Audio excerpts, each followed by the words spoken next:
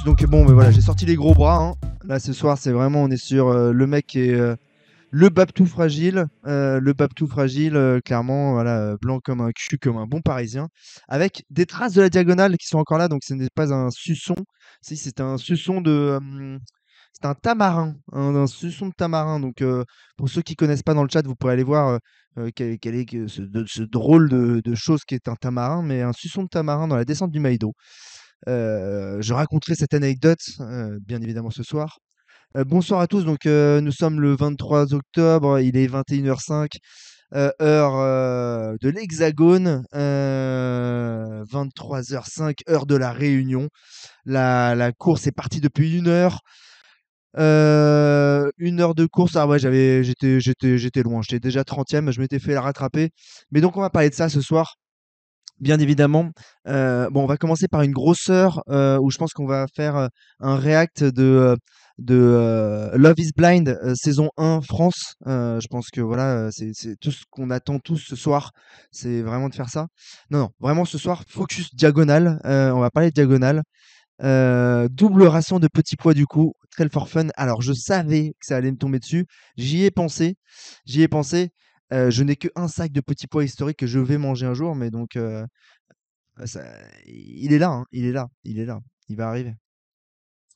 Je vous présente le prix, hein. Je vous présente le prix, bien évidemment. Regardez, on peut même me voir à travers le prix. C'est quand même, on est en 2025, hein, ça rigole plus. Donc le prix, la diagonale des fous, senior, le troisième homme, le troisième garçon. Et c'est un prix qui est encore une fois très solide, comme vous pouvez le voir, qu'on peut voilà, on peut le désolidariser, ce qui ne sert à rien. Mais voilà, je pensais l'avoir cassé au bout de 5 minutes quand j'étais au stade de la route, mais point du tout, pas d'inquiétude. Alors,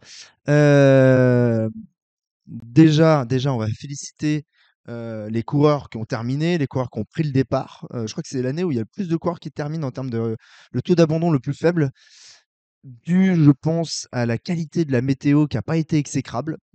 On pourra en parler aussi. Mais, heu, mais voilà. Alors je vais évacuer la question tout de suite, Vin Gasoil, très bon, Vin Gasoil. 67, ça va la cheville? Pas incroyable. Elle est douloureuse, 6 jours après la diag.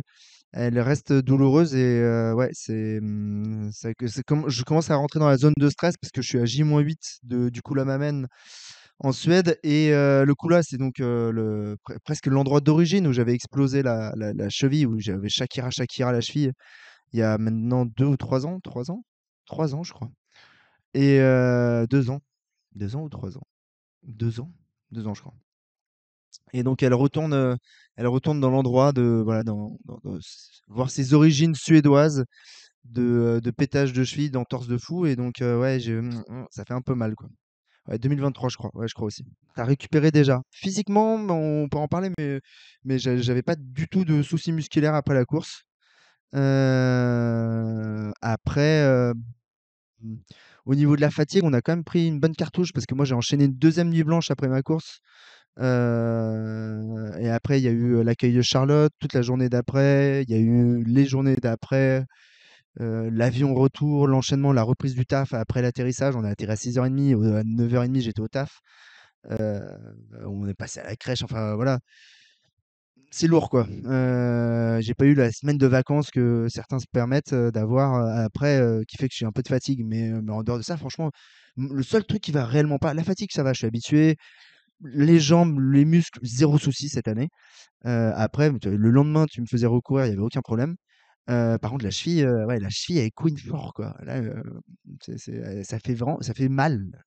Ça fait mal, quand je me l'étais faite avant, les 2 3 jours avant, limite, c'était plus agréable que là. Là, je sais pas, je sens une douleur de: «Eh, j'ai envie de te faire mal, toi, tiens, vas-y, vas-y, fais ce mouvement-là, tac!» C'est-à-dire, là, je me sens légitime dans le métro à être assis le matin. Je sais pas, voilà, faut savoir que j'habite en bout de ligne, et donc quand tu es en bout de ligne, tu peux t'asseoir. Donc je m'assois généralement le matin. Ouais, bon, bien sûr, quand je vois des femmes enceintes, des femmes âgées, des hommes âgés, des hommes enceintes, quand bien sûr, je laisse ma place, bien évidemment. Mais là, d'habitude, parfois, je me sens pas trop légitime à être assis, c'est un peu du foutage de gueule. Là, ne nous le cachons pas, waouh, waouh. ça, c'est de la magie. Regardez, c'était de la magie. C'est incroyable ce qui vient de se passer. C'est le prix est monté tout seul. C'est, vous verrez pas souvent ça, hein. Ça, c'est quand même un truc qui arrive très peu dans la vie réelle, qui est un truc comme ça qui se passe tout seul. Parce qu'a priori, je suppose que la composition du cadre n'était pas assez bonne. Déjà que le décor était quand même magnifique, hein. Débrief, yes, 22 h on se lance. Nous sommes à Saint-Pierre, ici, tout en bas de l'île de la Réunion. L'île de la Réunion représentée par ce bout de plexiglas magnifique nous pouvons rotationner dans tous les sens. Donc la Réunion peut faire des tours sur elle-même. Enfin bon, voilà, heu, je n'ai pas plus de blagues là-dessus. Mais donc ça part de là, à Diago, et ça va, là, à Saint-Denis-de-la-Réunion. Donc on part de tout au sud à 21 h, heure de la Réunion, et nous allons tout au nord, heure de la Réunion quand tu arrives, qui va pour le gagnant de grosso modo 24 heures jusqu'au dernier 66 heures. Départ jeudi à 21 h, arrivée pour les premiers vendredis dans la soirée, euh, et les derniers arrivent le dimanche vers 15 heures, un truc comme ça. Donc, départ 21 h, contexte plutôt en canne. Franchement, ce que j'avais dit, c'est que j'avais retrouvé les cannes.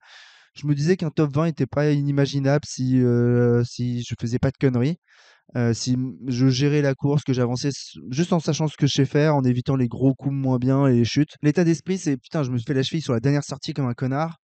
Et même si pendant 3 jours je bouge plus, etc., que je le mentalise, que j'essaie de faire du mouvement, mais je cours plus dessus.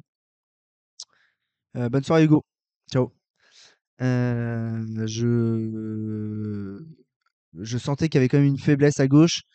Et les 2 jours d'avant, je m'en suis voulu à me dire putain, mais putain, tu t'es fait chier à réussir, enfin, chier, c'est une sorte de dire parce que c'était un grand plaisir, mais à revenir, à te mettre en forme pour potentiellement re-rentrer dans un top 20. Et là, tu fais une sortie à la con où tu vas à un endroit que tu connais pas, bien trop technique. Qu'est-ce que tu foutais là-dedans? Pourquoi tu as voulu courir? Et tu t'es fait la cheville bêtement. Tiens, tu peux t'en vouloir qu'à toi-même, et sois déçu, quoi. Sois déçu de toi-même. Mais en plus j'approchais de la course et plus je me disais: «Bon, bah, voilà, ça va m'obliger à être plus lent, en tout cas, donc potentiellement à mieux gérer». Bon, ce sera peut-être pas un top 20, ce sera un top 30, mais c'est déjà fantastique, quoi, par rapport à il y a un an, j'avais, le cou à ma je passe, la moitié du temps à courir sur du plat, j'arrivais plus du tout, quoi. Et donc voilà, il y avait quand même ce truc-là. L'assistance, comment ça allait marcher? Là-bas, je suis passé par le team DAF, donc comme quasiment tous les élites. Team DAF, je fais le résumé en très rapide, plus lent, 3,20 au départ. On y reviendra. Team DAF, donc c'est un professeur de sport, Fabrice Payette, que je connais donc maintenant depuis 4 ou 5 ans. C'est pas la première fois, c'est la troisième fois que je passe par lui, qui gère donc presque une quarantaine d'élites, je pense maintenant. Heu et donc c'est pas vraiment vrai, mais grosso modo, bah, il a ses étudiants et des potes.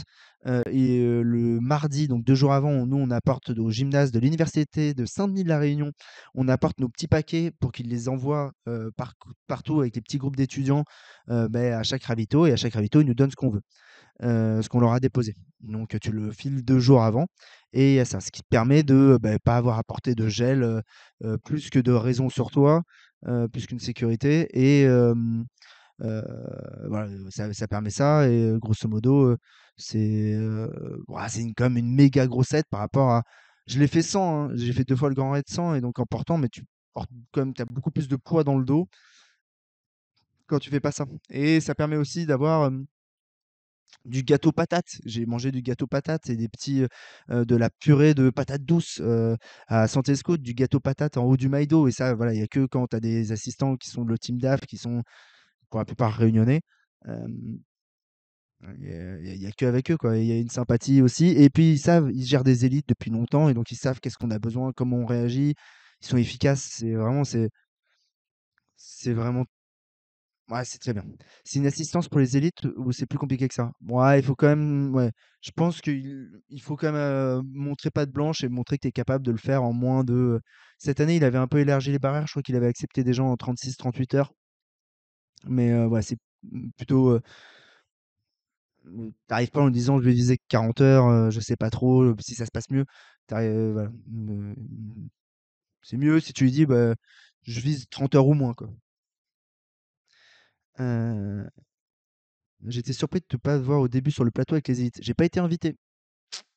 Les gens de la course qui, invitent les élites sur, la conférence de presse, par exemple, ne m'ont pas invité. Chouchou était avec Daf, oui, ça s'est fait, je vais pas dire les dernières minutes, mais dans les dernières semaines, ça s'est organisé, Chouchou Gate, est aussi passé avec Daf. Donc ça, c'était géré avant pour les, ravitaux. Les jours d'avant, pour la première fois, j'étais pas passé par le package, donc on était dans un Airbnb. On avait, donc on est venu avec notre fils et on avait les grands-parents qui nous aidaient, donc ça nous a permis quand même.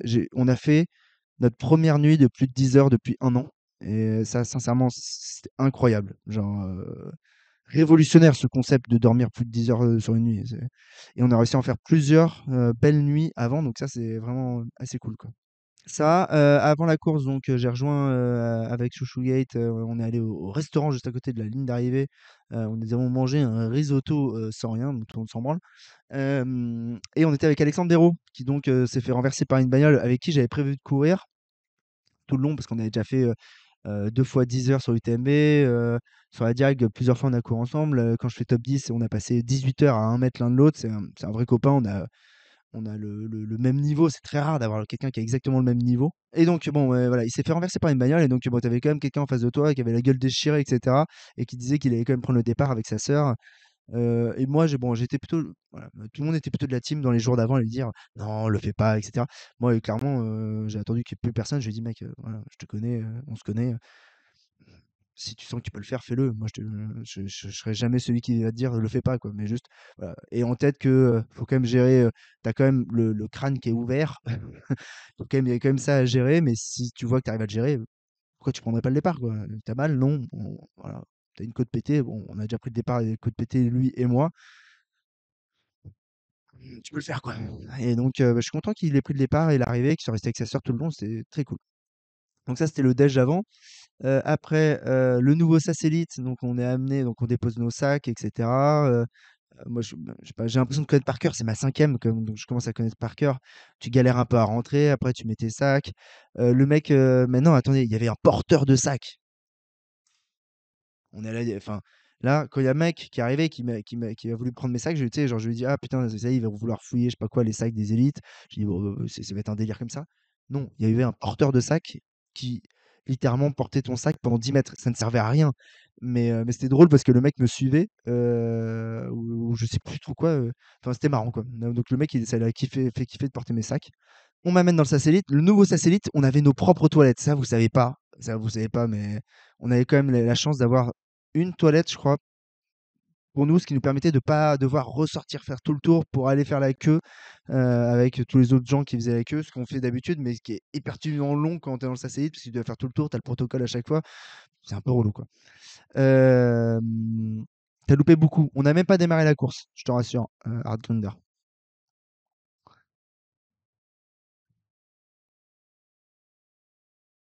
Ça, c'est fait. Euh, Deux, trois interviews. Tu sens que là, cette année, ils sont pas les couilles de casquette verte les médias parce que c'est la première année où j'avais pas de caméra sur moi, machin bidule. J'étais tranquille, je pouvais préparer mes machins, c'était pas plus mal. Sans qu'ils voulaient regarder Baptiste, Arthur, Aurélien, Blandine, Marianne, voilà.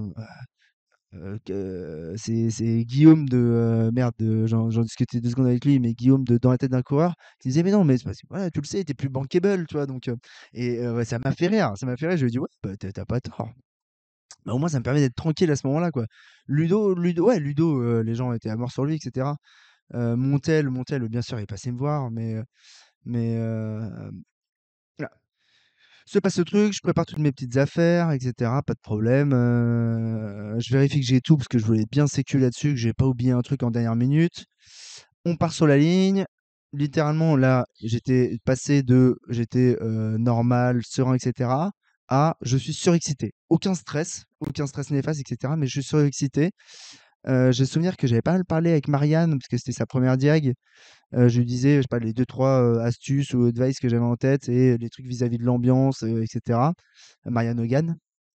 On arrive sur la ligne de départ et là, personne ne veut prendre la première ligne. Bon, moi, je m'en fous, hein, je prends comme d'habitude. Euh, et donc là, bon, c'était cool. beaucoup, beaucoup de médias devant, dont un média qui était le média, je crois que c'était le Facebook Live, enfin le Meta, donc le Facebook et tous les trucs live de la Diagonale des Fous. Et le mec était un Réunionnais. Et voilà, il me parle, je sens qu'il me connaît, qu'il connaît ce que j'ai fait l'avant, etc. Et ça me chauffe. Et il me parle de. Et juste avant, il me parle, juste avant de conclure son interview, il me parle de Franck. Et tu vois, je m'attendais pas à ce qu'il me parle de Franck à ce moment-là. Et donc, forcément, ça évoque plein de trucs en moi à ce moment-là.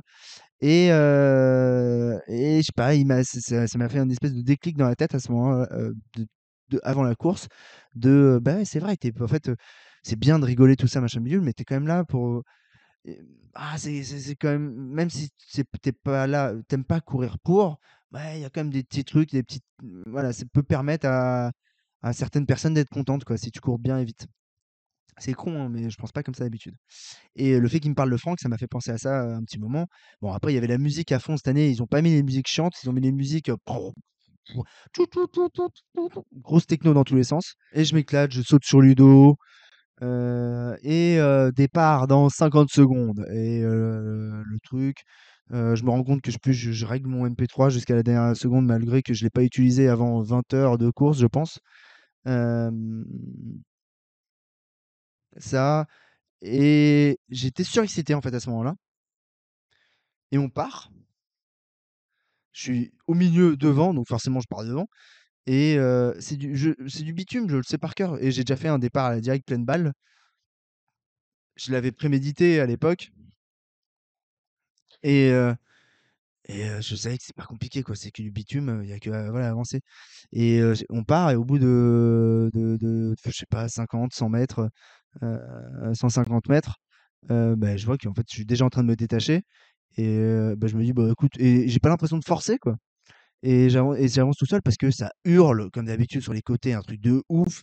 Il y a les lumières, il y a les motos, il y a les caméras, c'est un bordel pas possible. Et je me détache, et bah, et au bout de, allez, 500 mètres, j'ai déjà 50 ou 70 mètres d'écart. Et donc, je sens que, voilà, ce truc que j'ai déjà vécu, il y a ce décalage entre les applaudissements que j'entends pour moi et les applaudissements que j'entends pour derrière. Et je commence à devoir pousser les motos et les caméras, mettre des petits coups c'est quoi ça, les carquois là, les carteurs de moto là, genre hop, hop, hop, excuse-moi là, tu peux, hop, pousse-toi parce que là moi je passe. Et donc non, et ça c'était cool. Et t'as tout le temps de taper dans les mains de ses enfants. J'ai pas tapé dans les mains de tout le monde, je l'ai fait un petit peu de temps en temps, j'applaudissais un peu, j'essayais de donner un peu à gauche, un peu à droite. Mais je me suis dit, mais en fait, profite quoi, putain, c'est tu l'as déjà vécu une fois, tu te disais que ça n'arriverait plus jamais. Bah là, tu le revis, profites-en, quoi, pars devant et profite à fond, quoi. Je me suis dit ça dans mon mindset, et je me suis mis à profiter, à réellement, en fait, profiter, à prendre du plaisir, réellement du plaisir de ce moment-là, et me dire, enregistre ça, ces sensations-là, parce que c'est exceptionnel, ces sensations. Tu tout seul, en tête de la diag, et je suis resté tout seul jusqu'au kilomètre 6. J'ai rattrapé au kilomètre 6, mais donc il y a eu 6 fois 4, 24, 6 fois 5, 30. Il y a eu presque 25 minutes, 20, ouais, il y a dû y avoir 25 minutes où j'étais tout seul en tête de la diag, et ça provoque quand même un truc, des réactions, etc., qui sont que ça, je sais que ouais, il y a peu de gens qui ont cette expérience de vie. Et, et je me suis réoffert cette expérience, et je l'ai bien pris. Et je sentais en plus que j'étais pas trop en train de tirer, les jambes ça allait, j'étais pas en train de prendre du risque pour plus tard. Donc, donc en vrai, c'était juste un réel bonheur, quoi. Euh, Tu t'es dit quoi au 6e kilomètre quand tu t'es fait rattraper? Les mecs t'ont parlé. Bah oui, mais c'est Ludo Pomeroy qui m'a rattrapé en premier. Il a tapé un sprint devant moi. Et on a rigolé ensemble parce que voilà, ça nous est déjà arrivé de faire des conneries comme ça ensemble. Et après, t'as Aurélien Dunant-Palace qui m'a fait ouais, beau départ. Donc là, j'étais plutôt content, parce que venant d'Aurélien, qui est quand même un top top coureur, c'était sympa. Et je n'ai pas trop perdu le jus à cause du départ. Non, justement, ce que je disais, c'est que j'avais pas l'impression de m'entacher pour les 175 kilomètres qui restaient après ces 6 kilomètres-là, quoi. J'avais pas l'impression de me faire du mal. Donc, en plus, c'était cool. Prêt pour le coup, là. C'était cool. Euh, et je pensais pas, j'avais pas l'impression de niquer ma course du tout, quoi. Après, je me suis un peu calmé. Donc je me suis fait rattraper par d'abord ouais, Ludo, Aurélien et Arthur de souvenirs, je crois. Et juste après, il y avait tout le troupeau de groupes de tête où dedans, là, il y avait tout le monde. Il y avait Baptiste. Euh, Putain, j'ai trop de mémoire quand je suis en live, c'est ouf parce que je les connais. Alexis, Fabrice, celui qui fait deuxième, j'ai déjà oublié, qui était boulanger, même qui a été boulanger à La Réunion. Yannick, Noël, yes. Non, Blandine a été derrière quand même. Merci Yannick. Putain, le chat, vous êtes bon. Vous avez moins de trous de mémoire que moi pendant le live. Bravo le chat. Mais donc je me fais rattraper, on traverse les champs de canne à sucre. Là, beaucoup de poussière. Après ça, je le savais. Je savais que les moments poussiéreux, ça allait être ça. Là, ça allait être toutes les descentes. Ça allait être la descente du Maïdo, toute la partie avant et après Maïdo. Euh, et toujours boulanger, mais que l'hiver. Ok. Et donc, beaucoup de poussière. Et donc là, flip forcément. Et donc, je me suis mis à respirer du nez. Et je me suis rendu compte aussi que c'était ça mon problème que j'avais eu à la TDS, c'était que j'avais le nez bouché. Donc, j'avais été obligé de respirer de la bouche. Donc, je respirais du nez en me disant, allez, ça va le faire. Et confiance, tu... ça va mieux niveau respiratoire. Tu reprends ton traitement de fond. Donc, ça devrait passer, quoi. Ta partie préférée sur la direct, bah, c'est pas celle-ci en tout cas. Même si c'était très cool, c'est pas celle-ci. Après, je reprends qui? Je reprends Ludo parce que je pense qu'il s'arrête de pisser et on court ensemble jusqu'à Domaine Vidotte et là c'était marrant, on a passé ouais, je pense qu'on a passé 4-5 bornes ensemble, donc on a dû passer 20-25 minutes tous les 2 l'un à côté de l'autre et ouais, là c'était sympa un peu de blablater, de discuter. Et je me rappelle que dans la discussion, je lui disais: «Putain mais comment t'arrives à dire, heu heu» j'essayais de comprendre comment là il pouvait se dire: «On devait déjà avoir 10 minutes de retard sur la tête de course». C'est comment il se fait pour pas se dire: «OK, bah, je suis en train de laisser passer, de partir, un groupe de, allez, une grosse quinzaine quand même, peut-être, 15-20 qui étaient devant nous». Ils prennent un quart d'heure et je sentais qu'il était serein. Bon, avec sa foulée qui est dégueulasse, mais il était serein, Papy Génial. Et je me demandais, en fait, comment il arrivait. Est-ce qu'il y pensait ou pas? Et en fait, il y pense pas du tout. Il s'en fout de que les autres, ils aient 10 minutes, un quart d'heure d'avance, littéralement. Ce qu'il me disait, il m'a dit: «Ouais, je suis en train de réfléchir à est-ce que je vais mettre des manchons pour pas avoir froid? Parce que j'ai peur d'avoir un peu froid en début de nuit et cetera. À quel moment je dois les prendre, quoi?» Donc donc ça. 15 bandes plus tard, ils les avaient repris. No spoil, exactement. Donc on arrive à Domaine Vidotte, donc kilomètre 14 et attends, on va se mettre juste 2 secondes le pouf. Donc là, Domaine Vidotte, c'est ici, kilomètre 14 et 600 de D+. Donc tout le début de la course, moi, c'est un profil pour moi, hein. Ça monte et en plus, là, c'était quand même cette année, c'était plus roulant. Là, après Domaine Vidotte, ils nous ont foutu toute une partie où il y a du bitume, où il y a des grands sentiers qui sont larges. Donc c'est pas compliqué, il y a juste à dérouler. Et si tu as le moteur et que tu sais avancer à une vitesse bonne sans plus, ça se passe bien, quoi. Et ça monte, et moi, donc ça monte, j'aime bien, quoi. Et ça monte pas trop, ça monte dans un truc où tu peux courir. Je pense que tu vois, genre jusqu'à Marabout, je cours quoi, jusqu'au kilomètre 70, non 55, ce que je raconte. 55, je pense que je cours tout le long quoi. Euh, et, et ça passe bien quoi. Donc domaine Vidotte, j'arrive et je suis avec tous les élites, machin bidule. Ah si, au bout d'1 kilomètre, on avait le droit de jeter notre t-shirt. On n'était plus obligé de porter le t-shirt de la Diag. Au bout de 1 kilomètre de course, on avait le droit de repasser sur le propre t-shirt qu'on avait. Donc moi, j'avais mon t-shirt que je voulais pour la course au-dessous, un t-shirt d'une marque qui s'appelle Salomon, un t-shirt assez extraordinaire. Voilà. euh, je glisse ça comme ça, hein, mais on sait jamais s'il y a des gens de Salomon sur le chat, parce que bon, a priori, je me suis fait engueuler parce qu'il y a une vidéo à la TDS où j'ai pas un t-shirt officiel. Donc là, je tiens à le faire noter. Non. Donc j'avais mon t-shirt que je voulais pour la course au-dessous. Et j'avais pris un t-shirt au-dessus. Donc c'était le t-shirt à manches. Il nous file toujours deux t-shirts pour la diag, un débardeur et un t-shirt à manches. Et le t-shirt à manches, au bout de 1 kilomètre, en fait, je scrutais des yeux et j'essayais de voir un enfant, tu sais, genre sur les épaules ou quoi, pour me dire, bah tiens, je vais lui jeter. Et donc, bah, alors que j'étais en sprint devant pleine balle, euh, bah, le t-shirt, je l'ai enlevé, et je suis allé la donner à une petite fille. Et putain, il y avait des rapias à côté, hein. Parce que j'ai essayé de la donner à la petite fille, j'ai dû m'arrêter. Parce que je sentais que si je le jetais, il allait y avoir deux mecs qui allaient choper le truc comme ça, parce qu'ils tendaient les bras pour essayer de le choper. Donc je suis allé le donner à la petite fille. Donc Donc tu sais, j'ai senti qu'il était un peu choqué, qu'il savait pas trop quoi faire. Et puis bon, moi j'avançais, je voulais réavancer, donc j'ai pas eu le temps non plus de lui expliquer le pourquoi du comment. Mais ça c'était ouais, ça c'était un petit truc cool quoi. Heu, donc ça et donc domaine vidotte, j'arrive, je prends le petit ravito, DAF, donc ce que je lui avais donné, je repars pleine balle. Et après je suis très rapidement avec, mon copain Massimo. Massimo avec qui j'ai déjà passé plein de courses, avec qui j'ai gagné la ah non, avec qui on a fait deuxième égalité à la Renarde, on a fait cinquième égalité à l'Ultra Maxi Race. Sur le dernier, sur quand j'avais fait top 10 à la Diag, on a passé, jusqu'à Sillaos ensemble, dans le groupe. Un amour Massimo, qui en plus c'est un accent italien et bon, on va pas se mentir, l'accent italien, c'est quand même bon, ils ont beau nous avoir volé la coupe du monde, un mec qui parle français avec l'accent italien, ah putain, c'est tellement bien quoi, c'est tellement stylé là. Ah, je pense que je sais pas le faire. On est parti un peu vite des domaines vidotes. C'est parti vite, non, Alexandre. Compliqué aujourd'hui. Je sais pas. Voilà, je fais brésilien parce qu'italien, je sais pas faire du tout, excusez-moi. Mais vraiment extraordinaire. Et mec très sympa et c'est un plaisir de courir avec lui. Donc très rapidement, je me suis retrouvé avec lui. Je crois qu'il y avait aussi. Il y a eu Mathieu Clément, non? Non, c'est après Mathieu Clément. Heu,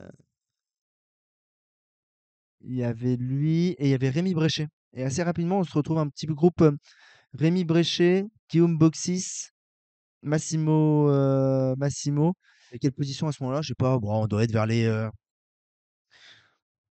je pensais qu'on était plutôt vers la 40e, mais je crois qu'on était plutôt entre 18 et 25. On continue la montée de Domaine Vidot jusqu'à Notre-Dame de la Paix. Là, c'est toujours un bout que moi je me rappelle jamais là. Domaine Vidot, Notre-Dame de la Paix jusqu'à Nedbeu. Je sais que ça monte, je sais que voilà, on passe à côté des barbelés, faut être focus, et cetera. Heu, mais en dehors de ça, je c'est la 5e fois que j'y passe. 5e fois que je me dis: «Faut que tu ailles faire une reco de jour pour voir ce que c'est et comment c'est».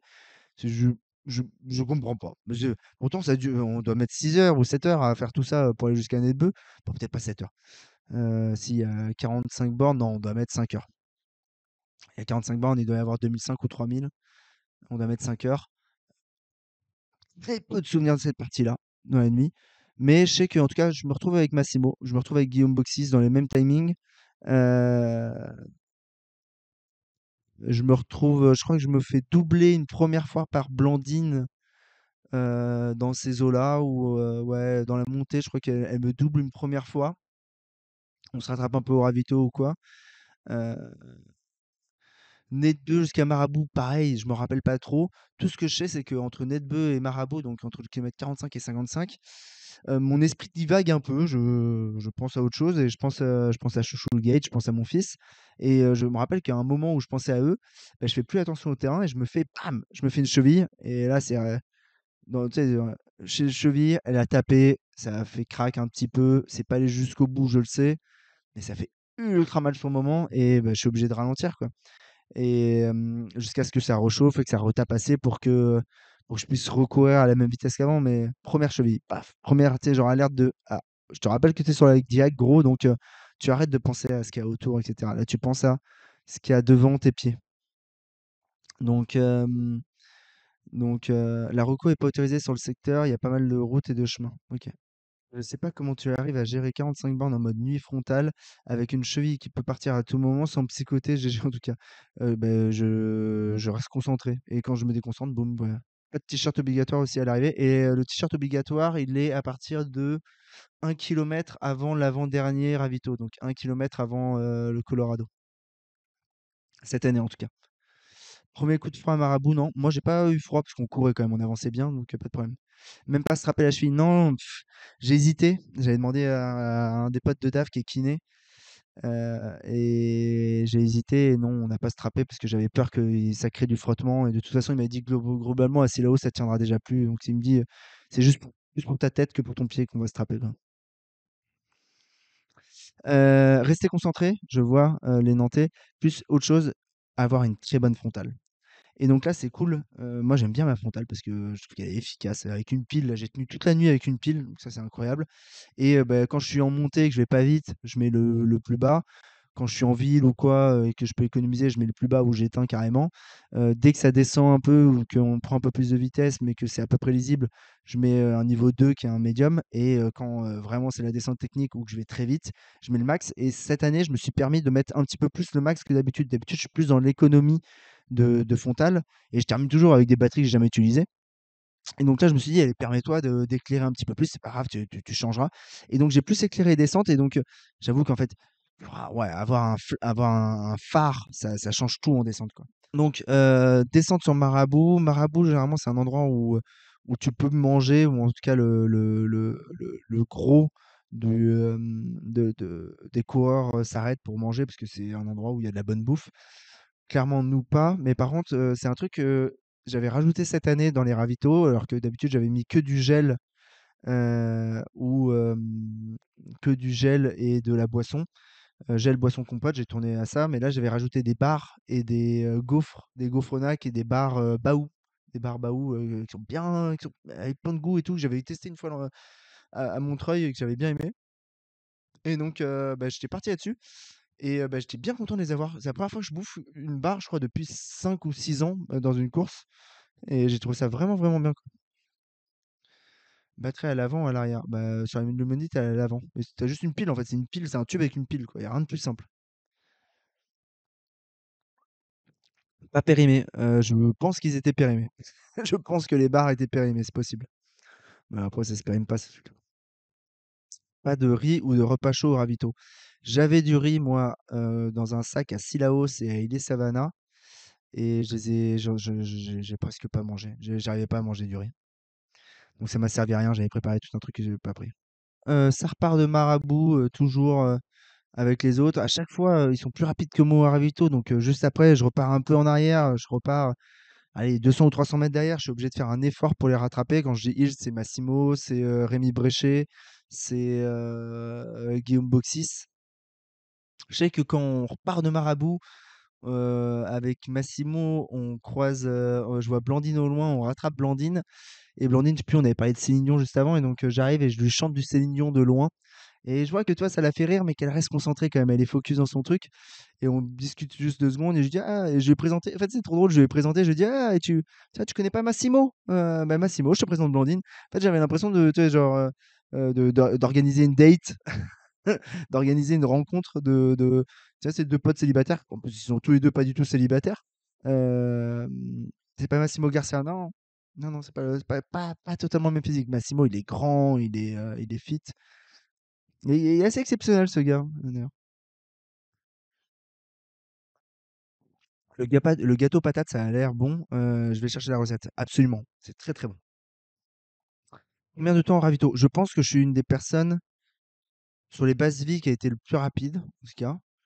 Mais sur les ravitaux, sur les premiers, c'est 20 secondes? 20 secondes peut-être? 20-25 secondes? Il termine combien, Massimo? Je crois qu'il termine 13 ou 14? 13 ou 14? N'empêche, je vois les Nantais qui disent n'empêche, quand tu fais la pause pipi en haut de la montagne, tu te dis que t'as les plus belles chutes du monde. Alors, je crois que je me suis jamais arrêté pour pisser. Comme d'habitude, je pense que dans le chat, vous le savez pour la plupart, j'ai pissé en courant. Donc j'ai pissé en courant. Et là, j'ai bien vu que j'étais pas le seul, hein, parce que j'en ai vu des traces de pipi en courant. Je les reconnais, hein, mais je suis pas le seul à faire pipi en courant.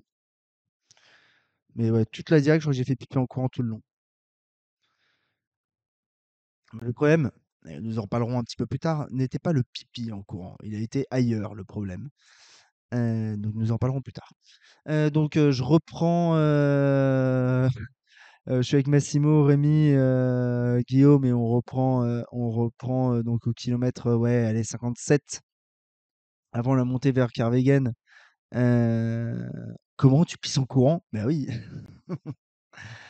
la crotte en courant, c'est chiant. Ah bah attends, t'inquiète, t'inquiète, tu vas voir.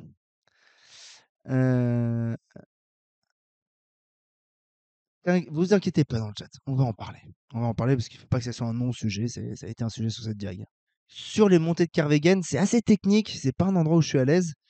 Heu, je, heu, je me refais une deuxième fois la cheville, un peu moins fort, mais je me refais une deuxième fois la cheville, donc ça me demande de ralentir un peu et c'est pas la partie je trouve que c'est une partie où on crapahute et cetera qui est compliquée pour moi en tout cas. Je sais pas trop faire dans les parties comme ça.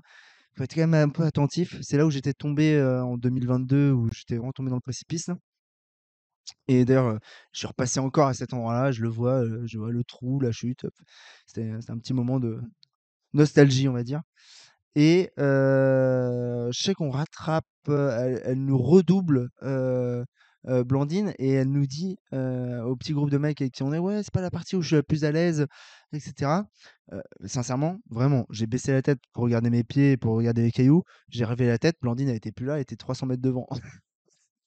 Alors elle était pas à l'aise, mais en tout cas, elle était plus à l'aise que nous, quoi, tu vois? C'était, du elle est impressionnante. En fait, elle a des petits pas ultra cadencés, très rapides.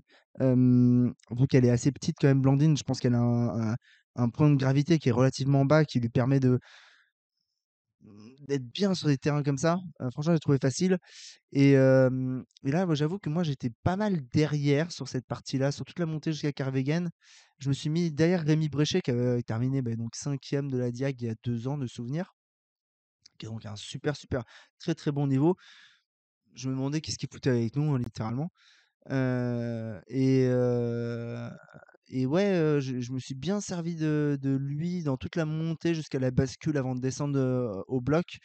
Parce qu'il mettait le rythme devant et je restais bêtement derrière et je réfléchissais pas. En fait, il était légèrement au-dessus du rythme que moi j'aurais imprimé, donc c'était pas mal de l'avoir et je le remercie d'ailleurs parce que ça m'a permis de bien avancer sur cette partie-là, en tout cas mieux que prévu et c'était assez agréable d'avoir un mec comme ça et en fait, il est plus grand que moi et il prend pas les mêmes appuis aux mêmes endroits et de la même manière et c'était intéressant de j'ai pris un cours, de crapahutage dans ces moments un peu compliqués où vraiment le terrain est quand même assez technique dans tout ce passage-là. On avait le lever du jour, donc on avait pu enlever les PSDL, donc j'arrivais quand même à mieux regarder ce qui se passait. C'était assez intéressant de le voir, évoluer et de voir comment, voilà, comment lui il faisait dans ce terrain comme ça. Heu, ouais, on parlera du pipi, du caca, tout à l'heure, vous inquiétez pas. Hem Bonne soirée, bonne ultra, Dododo 236. Descendre sur le bloc, donc là, c'est là où pendant mon top 10, c'est là où j'avais pris la tête du groupe et j'avais accéléré, et donc là, je me suis dit: «Bon, ben, voilà, tu vas pas pouvoir aller aussi vite que la dernière fois, essaye de descendre pas trop mal, mais surtout sécurise ta cheville». Donc je descends, Rémi part avec un autre mec. Derrière moi, Guillaume et Massimo, ils ralentissent un peu au moment de la descente. Et donc en fait, je me retrouve, tout seul tampon entre les 2, mais je descends plutôt pas trop mal. C'est-à-dire qu'à mi-descente, je m'étais pris max, je pense, allez, 30 ou 40 mètres de distance, pas de dénivelé avec Rémi et l'autre personne avec qui il était et dernier moment, on les avait un peu semés donc je faisais plutôt une bonne descente. Je suis plutôt content de moi, à vrai dire, et toute la descente continue comme ça et surtout, je sens que je traumatise pas du tout. J'ai ni je suis en bas d quand on arrive au bloc, donc on se prend, -800 je pense de dénivelé. Il y a encore un bon bout, un petit bout avant d'arriver à Sillaos. On a une remontée puis une redescente, mais je sens que je traumatise pas mes genoux. Les quadris, j'ai l'impression que je les atteins même pas dans la descente. Donc je me dis: «Bon, bah, tu es un peu en retard sur les meilleurs temps que tu pourrais mettre», mais vis-à-vis du truc qu'on s'est dit au départ où, bah, ta cheville est blessée et amoindrie, donc il faut que tu fasses gaffe, bah, tu es plutôt dans le bon du faire gaffe, quoi et ça, j'ai trouvé ça très agréable et toi, ça voilà, allez, ce bloc, il est passé là. Le bloc de nuit, malgré que je me suis tordu 2 fois la cheville, mais ça a pas complètement claqué. Tu es en train d'arriver à Sillaos et tu pas atteint. Donc c'est exactement ce qu'il faut et ce que tu veux à chaque fois, c'est que tu arrives à Sillaos, tes jambes, elles sont pas atteintes, tu es plutôt frais. La nuit, c'est pas trop mal passé, tu ni chopé froid, ni chopé, faim. Bon, je commence à avoir un peu mal au bide, hein, on va pas se mentir, heu, avant la descente, je pense qu'en fait, pour en avoir parlé plus tard avec Ludo, je pense que c'est parce que j'ai chopé froid au bide entre Marabout et le bloc. J'aurais dû couvrir mon bide, Je testerai la prochaine fois. Je pense que ça a fait du froid dessus, en plus du fait que ça bouge dans tous les sens et qu'on mange que des compotes et des gels, donc c'est dégueulasse. Heu, mais heu, mais c'est des baous périmés, le bide, non, parce que ça m'est déjà arrivé. Après, bon, le bide en vrac sur la Diac, c'est logique, bon, après, no spoil, mais à partir du allez, la moitié du tail bit, voire du haut du tail bit, la bascule sur Marla jusqu'à l'arrivée, le muscle que j'utiliserai plus, c'est pas mes jambes, c'est mon anus. C'est, j'étais comme ça.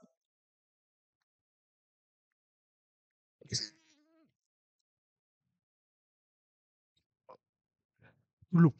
J'ai terminé la course avec des courbatures à l'anus. Vous pouvez pas imaginer ça, quoi. C'est vraiment, mon bide était explosé, explosé de, ça faisait. Et tu sentais que c'était ultra liquide à l'intérieur et visqueux et puant et tout ce que et ça allait être pimenté, atroce. Mais bon, voilà.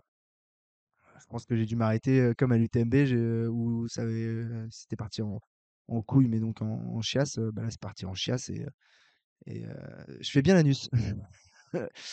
Ouais, c'est 2 ans d'art dramatique pour pouvoir atteindre ce niveau, mais ouais, je joue parfaitement l'anus. Je sais aussi faire le foie malade, mais le sphincter courbaturé le lendemain. Mais... Ah, et les détails. Ah, j'avais prévenu que ce soir, il y aurait tout, hein. Ah, voilà, ouais, authentique, hein. Ouais, on déballe. Faut faire du rang.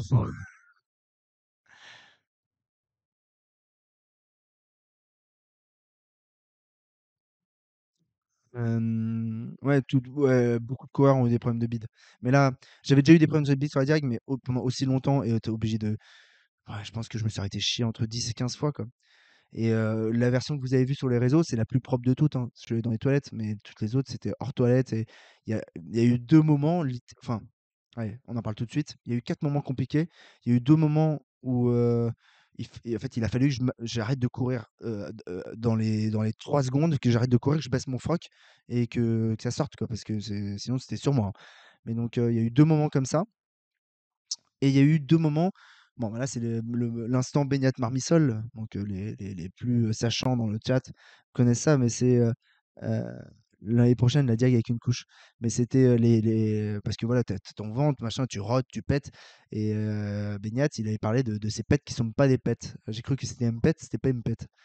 Et bah, là, ça, j'en ai eu pareil 2, et donc il y a plein de moments où franchement, Hem, c'est l'auto, hein, c'est l'auto, hein. Tu te dis, bon, tu essaies de te dire: «Bon, attends, là, c'est quoi? Est-ce que c'est un pet ou est-ce que si je lâche un coup, parce qu'il faut que je le lâche parce que ça fait vraiment trop mal, heu, est-ce que voilà, est-ce que, est-ce que je lâche ou pas?» Et beh, et il y a eu 2 moments, c'était pas des pets et je me suis littéralement un peu chié dessus, quoi. Et pas beaucoup, hein, pas beaucoup, mais suffisamment pour que ce soit vraiment dérangeant. Et c'est là, j'ai débloqué nouvelle skills. Donc on parlait de faire pipi en courant. Donc là, bon, je me suis un peu chié dessus. Heu, c'est horrible, impossible dans ces moments-là. Bah, c'est voilà, ça réchauffe, ouais, non, c'est vraiment pas agréable. Puis, ouais, et en tête que c'est du gel et tout comme ça et c'est, pas eu d'hémorroïdes, non, pas eu d'hémorroïdes. Heu, mais donc je croyais que c'était des pets, c'est pas des pets et donc j'ai réussi donc à courir en pissant, mais là, c'est la première fois de ma vie, j'ai réussi à me torcher en courant.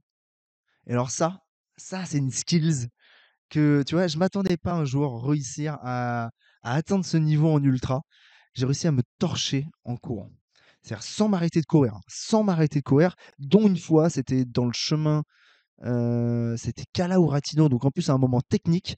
Donc, ouais, pas main nue, pas main nue. Attendez, se torcher avec quand même, j'avais des lingettes bébés en tant que de jeune père. J'ai découvert cette, cette, euh, cette chose géniale que sont les lingettes bébés. Mais donc, euh, voilà, je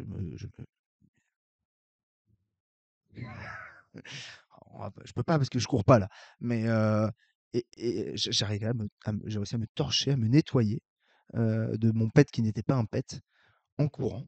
et après je prenais le petite lingette pleine de merde, que j'enroulais, que je mettais avec les autres merdes, que j'avais dans mon short, qui sont donc les restes de mes gels et cetera.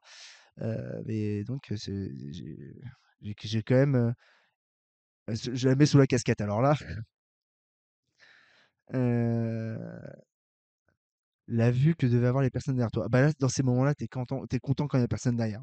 Ça m'est arrivé à chaque fois que j'ai Luc de Collet qui regarde le live et pense que l'accolade entre vous, elle arrivait. Oui, non, tous les mecs vous repenserez à 2 fois sur les courses à vouloir taper des mains des coureurs. Vous y repenserez à 2 fois maintenant. Mais ouais, voilà, c'est en vrai, tu sais, genre, faut pas en avoir honte, quoi. Enfin, ça fait partie du jeu, mais me dire: «Putain, je me suis même pas arrêté pour me torcher et je me suis torché en courant 2 fois pendant la course». Bon, après, il y a eu d'autres fois qui étaient atroces, mais voilà. Donc ça, voilà, c'est pour évoquer cette difficulté qu'il y a eu pendant la course, que ça m'a amené jusque-là. Heu, le jour où les femmes pourront changer de tampon en courant, tu Ah ouais, alors là, je pense qu'il y a un geste technique, parce que je pense que, ouais, ça doit être plus compliqué. C'est, ouais, c'est comme un niveau de complexité que tout autre, simplement. Et après, bon, ça fait 1 an que j'ai quand même, développé ça fait un peu plus d'1 an, que j'ai développé un CAP en enlevage de merde d'écus, hein. Heu pour tous les parents qui sont dans le chat, voilà, on sait faire. On sait faire. On n'a pas besoin d'utiliser plusieurs lingettes, hein, avec une lingette, bon, même si on le fait, on est capable de le faire avec une seule lingette. Et même de nuit à 4 heures du mat, alors que toi aussi t'es pas réveillé, voilà. Bon, ben voilà. Si vous savez faire sur lui, vous savez faire sur vous. Donc c'est pas un skill, c'est un skills qui est logique de se torcher en courant au final. On est sur un moment de collab commercial Pampers, le Digno, très bon. Donc le ventre qui fait grou-grou, voilà, descendre du bloc, tout ça. On se rapproche de Sillaos. À Sillaos, tous les autres, eux, ils partent chez DAF. Moi, à Sillaos, je, euh, je, je vais à Sillaos et à Ille Savannah. J'utilisais pas DAF, j'utilisais les sacs de ravitaillement, donc comme tous les toureurs classiques. Et le problème, c'est que je suis généralement le première personne à arriver à ces trucs-là. Et donc généralement, j'arrive, les mecs, ils sont pas prêts en fait. Et donc je suis obligé de leur dire: «Ouais, excusez-moi, votre sac, on peut un peu se dépêcher, excusez-moi, vraiment». Et donc pour ça, cette année, j'avais mon sac, j'avais repeint avec des traces noires, plus je lui avais rajouté des rubans bleus pour pouvoir le repérer facilement. Et toi, quand le mec il va le chercher, plutôt que il tente de le trouver avec leur manière bizarre, plutôt que de le mettre par chiffre simplement, mais qui galère, tu vois, je peux lui dire: «Ah, attends, là c'est celui-là avec les trucs bleus», et je vais le récupérer assez rapidement.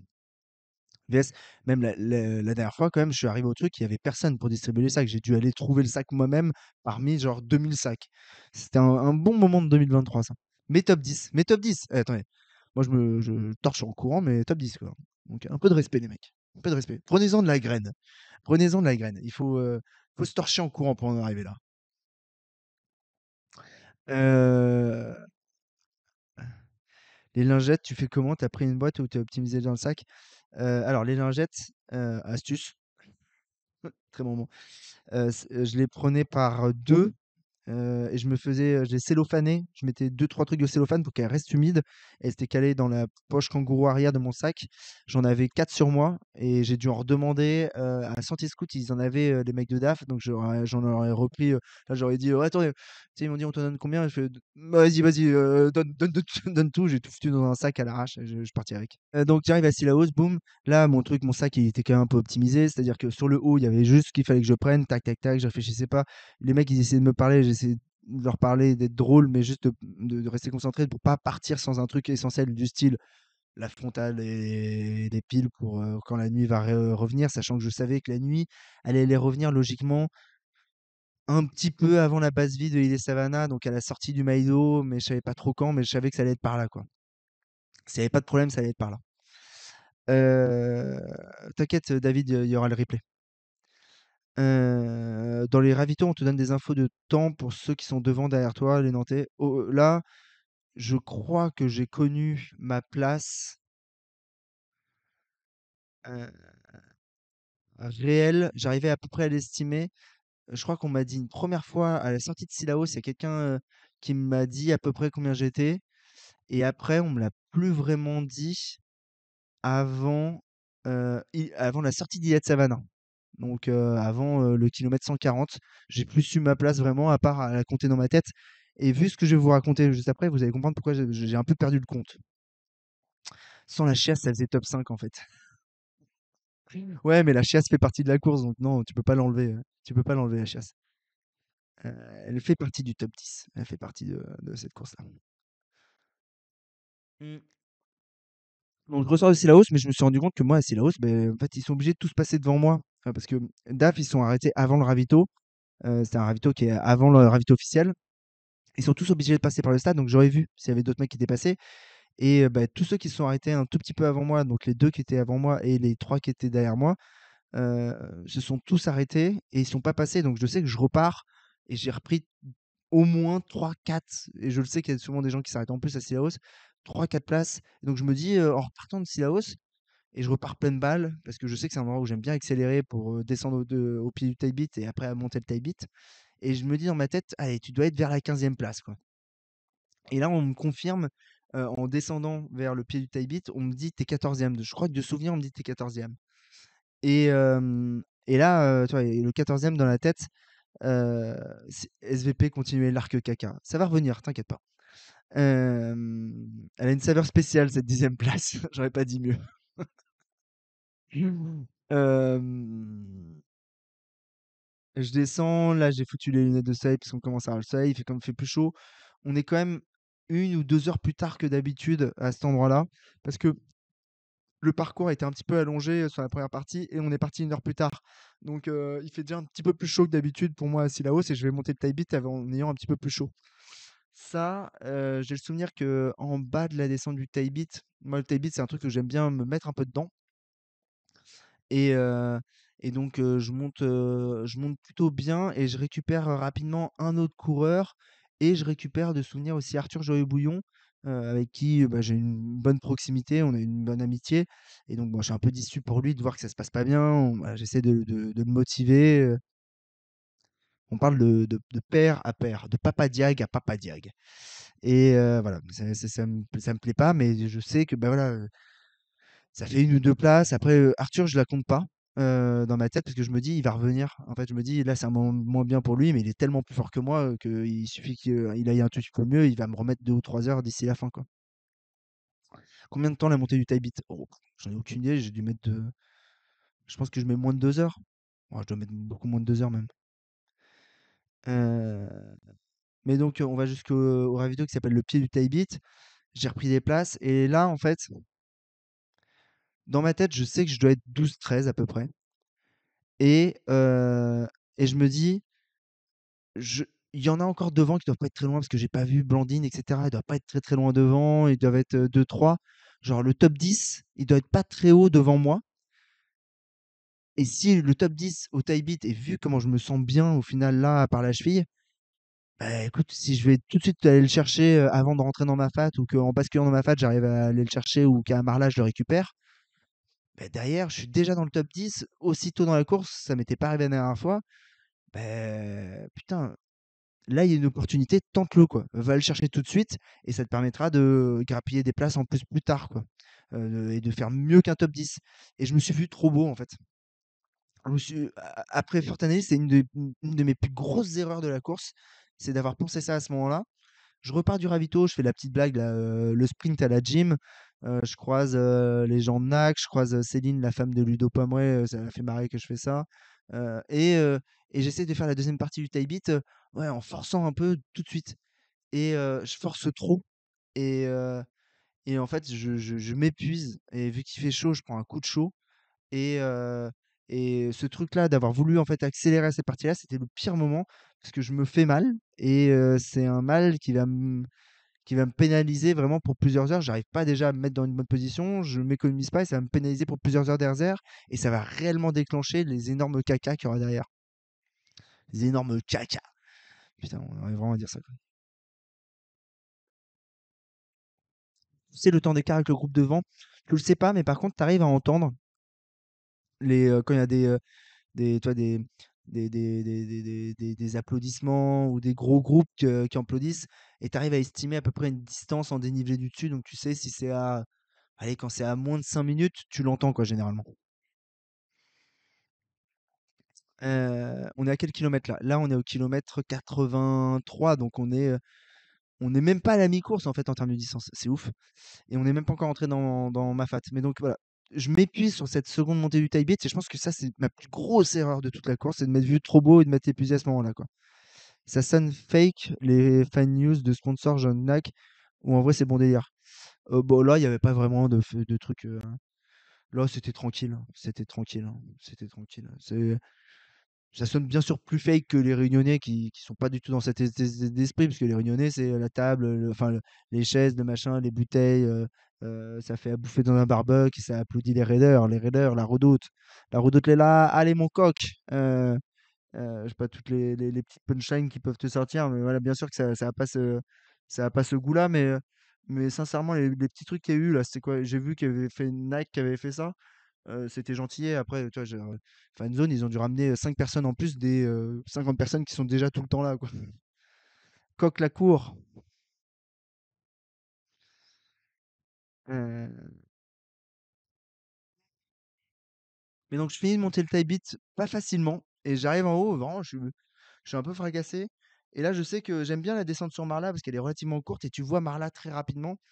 Et donc, je me dis, allez, tu te relances, tu te remets dans la descente. Et je sens que j'ai mal au bide. J'arrive à avancer, je sens que j'ai mal au bide. Mais par contre, sur la fin de la descente de Marla, elle est à 200, 300 mètres du ravito, je me fais la cheville, mais genre là, vraiment, vraiment, vraiment, elle va très, très loin, ça tape et j'entends que ça craque. Et, et là, il y a un moment où je me dis littéralement, allez, la course est peut-être terminée là. Il y a vraiment un moment où je me dis, la course est peut-être terminée et j'abdique pas. Je me dis, ok, bah, allez, tu vas jusqu'à Marla, tu te forces. Donc là, il faut que je demande à Nicolas Fréret de Distance Plus qui m'envoie la vidéo parce que je sais qu'il a filmé ça, mais je pense qu'il a une vidéo de moi qui court en boitant parce qu'en fait, je me suis forcé à courir sur la cheville qui était mais fracassée pour juste, bah, allez, je vais traumatiser le mal en courant dessus, quoi.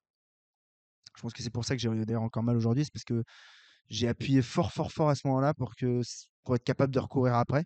Et pendant 2 bornes, c'était atroce. En termes de sensations et de douleur, c'était atroce, quoi. J'arrive à Marla, c'était un peu compliqué parce qu'il y avait beaucoup de monde. Je voulais juste prendre de l'eau et me casser pour essayer de continuer à avancer vite. Mais voilà, je fais de la merde, je m'arrête pas assez. Euh, une petite erreur, quoi. T'as pas eu un coup de déshydratation en plus? En vrai, ça va plutôt dans la nuit. Je me suis pas assez bien hydraté, mais sur cette partie de course-là, je sais que on est dans ma fat, il fait chaud, il faut boire, il faut boire, il faut boire, quoi. Toujours la même cheville. Ah oui, toujours la même cheville. La droite, elle bouge pas, hein. D'ailleurs, ce soir, ma cheville droite, elle a fait tac-tac. Elle est partie, j'avais pas mal, hein. Bah, je l'ai ramenée, aucun problème. Ah, c'est la cheville gauche, c'est dramatique. Mm. Fleur de Marla, il y a un petit passage un peu roulant jusqu'à une belle plaine. Et dans la descente, j'arrive à remettre la cheville à peu près en place, mais enfin, je me sens qu'il faut encore du temps. Et sur le plat, j'arrive pas à relancer. J'ai un mal de bite qui devient mais de pire en pire. Et là, les vannes vont s'ouvrir. Et c'est la première fois où je me dis, ok, là, bon, là, tu vas t'arrêter. Il faut absolument que faut que tu chies, quoi. Et je me fous de côté discrètement derrière un petit boisson, derrière un petit buisson, mais je suis derrière un petit buisson où je peux quand même voir les gens qui passent à genre à 3 mètres de moi, mais eux ils peuvent pas me voir parce que je suis un peu comme ça, tu vois, genre c'est un peu si tu faut qu'ils regardent l'angle mort, mais ce serait pas logique pour pouvoir me voir, quoi. Et donc je passe mon froc et tout, et je commence à chier, c'est infâme. Et tu sais, dans ces moments-là, c'est le caca où tu te dis, tu vas essayer de sortir le maximum possible parce que tu sais que ça va revenir là, mais sors-en le maximum possible pour que ça revienne le moins possible. Release the Kraken. Mais donc je suis là, je suis dans mon truc et je regarde et tu sais, je vois un coureur passer, 2 coureurs passer et tu sais, ça sort toujours pas et donc tu forces un peu et cetera et d'un coup ça part, open the gate et j'ai le souvenir, c'est marrant, enfin, c'est marrant, moi ça m'a fait rire, c'est que le moment où c'est vraiment les vannes s'ouvrent et ça y va, let's go et le bruit est ignoble, il y a tout ce qu'il vaut. Je vois Marianne Hogan qui passe et je sais pas pourquoi j'essaye de lui faire coucou. Elle m'a pas vu, heureusement. Mais j'ai un souvenir, c'est en train de se partir d'un coup et j'essaie de, tu sais, genre, ah, salut, salut Marianne. Vraiment, j'aurais aimé, mais vraiment aimé, que des gens puissent voir cette scène parce que c'était magnifique. T'avais Marianne qui passait. Ah et salut, génial, génial. Euh, Voilà, et les grands moments de la direct, c'est aussi ça. Et là, bon, en fait, voilà, et j'ai du mal. Je sais que je recommence à me dire, allez hop, c'est terminé, je remets mon short, etc. Et tu sais, ce moment-là où tu refais deux pas, et tu fais, ah non, en fait, c'est pas terminé. Tu recules, et c'est reparti un petit coup. Et ouais, là, je sais que je laisse passer allez, 3-4 coureurs, je pense 4 coureurs. Je redémarre et j'ai du mal à redémarrer parce que là, clairement, l'anus est en feu.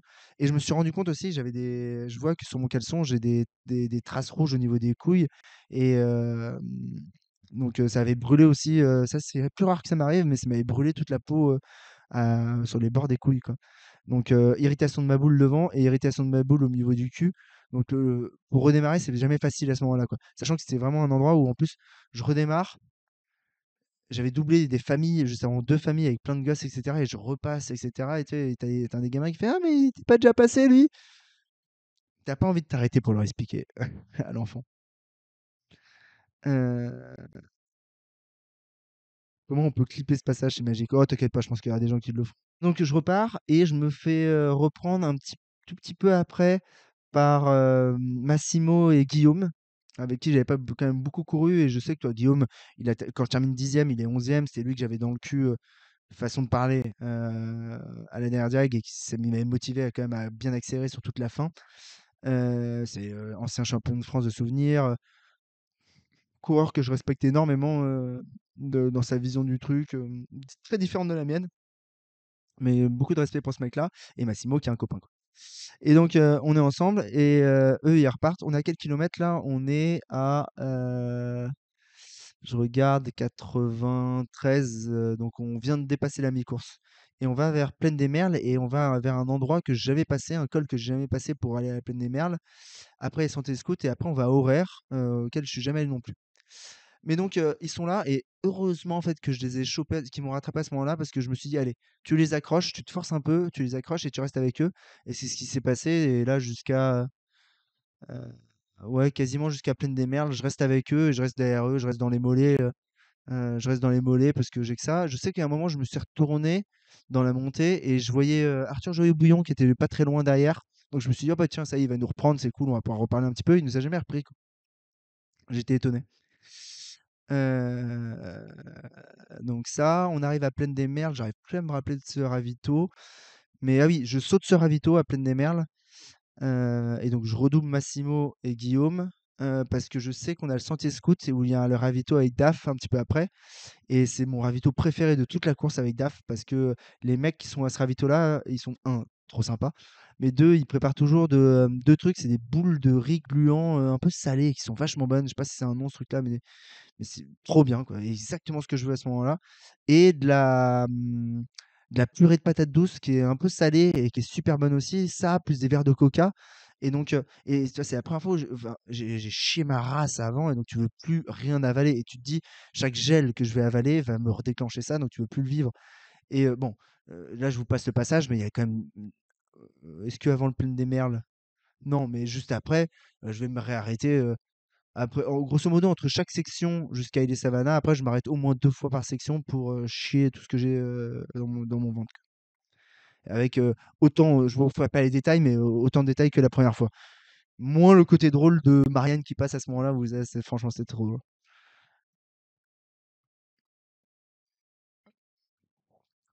À quel moment je récupère Marianne? Je vais la récupérer à Ilette des Roses Orangers.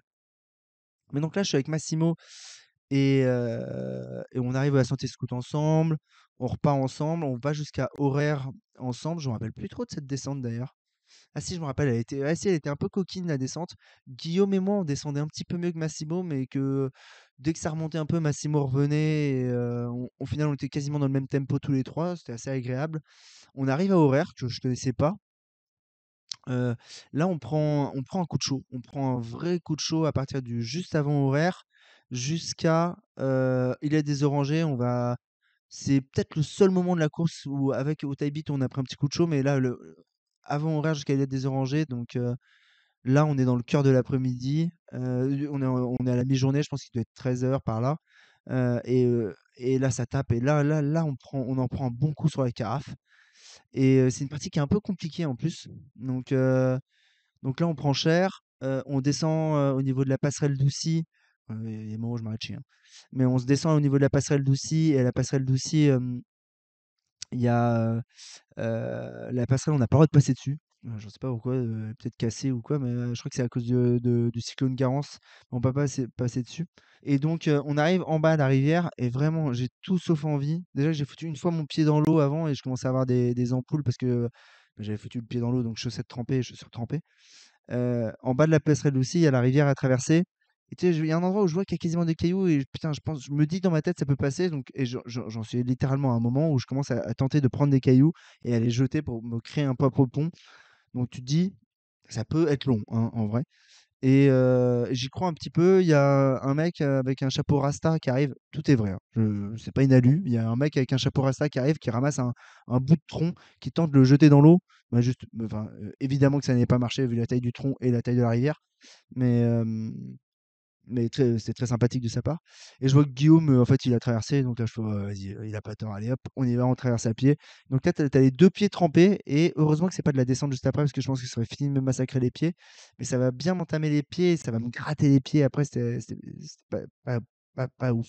On remonte sur Îlette des Orangers. Là, tu vois, je vois que eux, ils commencent à être vraiment à un peu moins parler, etc. C'est dur. C'est dur pour moi aussi, parce que c'est à la digue, etc. Mais tu vois, au final, j'ai toujours pas mal aux jambes. Il a des orangers kilomètre 115. On doit avoir fait, allez, presque trois quarts du dénivelé, je pense, de la course. Peut-être pas trois quarts, on a dû faire plus de la moitié en tout cas. On est en train de prendre un énorme coup de chaud, mais genre, ouah, ça va, quoi. Je suis pas pire. Euh, voilà, on continue la montée. Après, dans la montée d'Îlette des Orangers, il y a un mec qui vient nous voir en disant, ouais, il y a un Réunionnais juste au-dessus, et après, il y a Marianne, et il y a un autre mec. Et donc, tu vois, genre, moi je sais qu'on doit être à peu près 16e et je me dis, ah putain, bah, si on a 3 devant, en fait, bah, si on passe les 3 ça fait 13, c'est pas très loin des 10, quoi. Et donc je commence à me dire ça dans la tête un petit peu. Il y a la canalisation des orangers qui passe, qui arrive sur un réservoir, le fameux réservoir, donc il y a pas mal de gens donc, qui ont parlé, où bah, nous on chope de l'eau intérieure. Moi je repars vite parce que j'ai envie d'avancer à ce moment-là, j'ai envie d'aller chercher justement les mecs devant. Et je rattrape le Réunionnais, je lui demande si ça va, comme d'hab, etc. Je regarde ses yeux, il a les yeux rouges, il me dit non, j'arrive plus à bouffer, plus à rien, ça devient dur. Et je lui dis t'inquiète, ça va revenir. Enfin, tu essayes de le rassurer un peu. Et je continue et je rentre à Île des Orangers. À Île des Orangers, forcément, là c'est le moment que tout le monde a vu sur les réseaux sociaux. 2,6 millions de vues pour me voir aller aux toilettes, dans des toilettes préfabriquées à des Orangers. Vraiment, je suis très heureux de ça. Je suis très heureux que sur 185 kilomètres que j'ai parcouru, l'équipe ait réussi à filmer le moment où je vais dans des toilettes préfabriquées. Je pense que c'était vraiment l'image qu'on voulait voir de la Diagonale des Fous. Alors que tout ce qui était autour, effectivement, c'était pas top à montrer, quoi. Donc, une bien belle image de notre sport qui a été montrée là. Et 2,6 millions de vues, je sais plus, c'est ce qu'il m'avait dit. Donc, voilà. Donc je vais aux toilettes, donc là, en fait, je fais exactement la même chose que d'habitude, mais aux toilettes. Et ce que je ne savais pas, c'est que donc il y avait quelqu'un dans les toilettes d'à côté il y a la quintessence de l'esprit trail. Et ça, je savais pas. Et donc c'est un mec qui le lendemain de la diag m'a dit que bah, il avait raconté le mec qui était dedans, que il a dit non mais c'est il a vécu je sais pas s'il a dit qu'il était mort de rire ou quoi, mais en gros, il a dit: «Mais c'était atroce, quoi». Parce que moi, j'avais prévenu, il allait y avoir le bruit et l'odeur, donc effectivement l'odeur, le bruit du et puis, j'avais mal, donc je criais un petit peu, quoi, tu genre: «Ah!»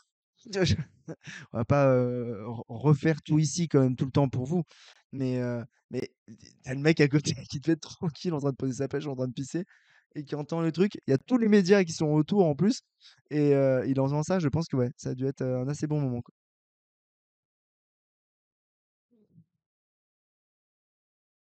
Je sais que Montel a tout entendu. Ah bah, ceux qui étaient à côté, ils ont tout entendu, hein, et je pense que, voilà, ils ont coupé dans les vidéos le son où la vidéo a été coupée, mais oui, c'était pas, disons que le plastique épais comme ça isole mal le bruit, quoi, donc c'est intime, voilà. Mmh. Ça et à ce moment-là du ravito, je rattrape donc Marianne, aussi. Il y a Camille Bruyas qui fait son assistance. Le moment avec Patrick, Montel et tout qui vient nous voir, poser des questions alors ça me dérange en vrai ça me dérange pas, puis moi j'étais, en mode plaisant et tout à ce moment-là, donc ça allait. Et j'étais motivé, j'avais pas mal aux jambes, donc je me disais, bon, bah voilà. Et c'est spoil, c'est ma conclusion de la diag avant que ce soit à la fin, je vous l'ai dit, mais c'est malgré qu'il y ait eu ce truc-là atroce, parce que avoir la chiasse tout le temps, quand tu es sur une course, vraiment, ça peut te déprimer de ouf, malgré la cheville qui fait vraiment. Bah, en fait, à chaque fois que j'appuie à gauche, j'avais mal. Et sur 185 km, bah, t'as quand même une fois sur deux où t'appuies dessus, donc ça fait vraiment mal. Malgré ces trucs-là, genre, j'ai pris du plaisir tout le long. Et c'est mon apprentissage de cette diag, c'est que malgré les trucs peut-être les plus chiants que j'ai eu sur des courses, eh ben, maintenant, j'arrive à réellement prendre du plaisir, mais du vrai plaisir, quoi. À- Putain, j'étais bien sur cette direct tout le temps, c'était agréable, malgré les merdes, malgré les douleurs, malgré tout ça. Eh ben, je kiffais, genre je surkiffais. Il n'y a pas eu de moment où j'ai râlé, quoi. Et il y a eu un mini moment où j'ai râlé quand je venais de me faire la cheville à Marla, mais au fond de moi, je râlais pas parce que tiens, je savais que j'allais réussir à la tabasser pour que ça reparte, quoi. Donc, j'étais bien, en fait, j'étais juste bien, quoi. Et c'était cool. Donc je repars, il a des orangés. Tu es au courant à ce moment-là que Charlotte passe et garde cette quatrième place? Je n'ai aucune info de Charlotte pour l'instant. Moi, j'ai pas mon classement à moi, donc j'ai pas d'infos sur Charlotte non plus. Euh, il a des orangés, t'es à deux doigts de te refaire la cheville en plus. Ah ouais, dans mon souvenir, c'est vrai ça. C'est vrai. Je me rappelais plus, mais c'est vrai. Je crois que ça doit être filmé, ça d'ailleurs, je crois.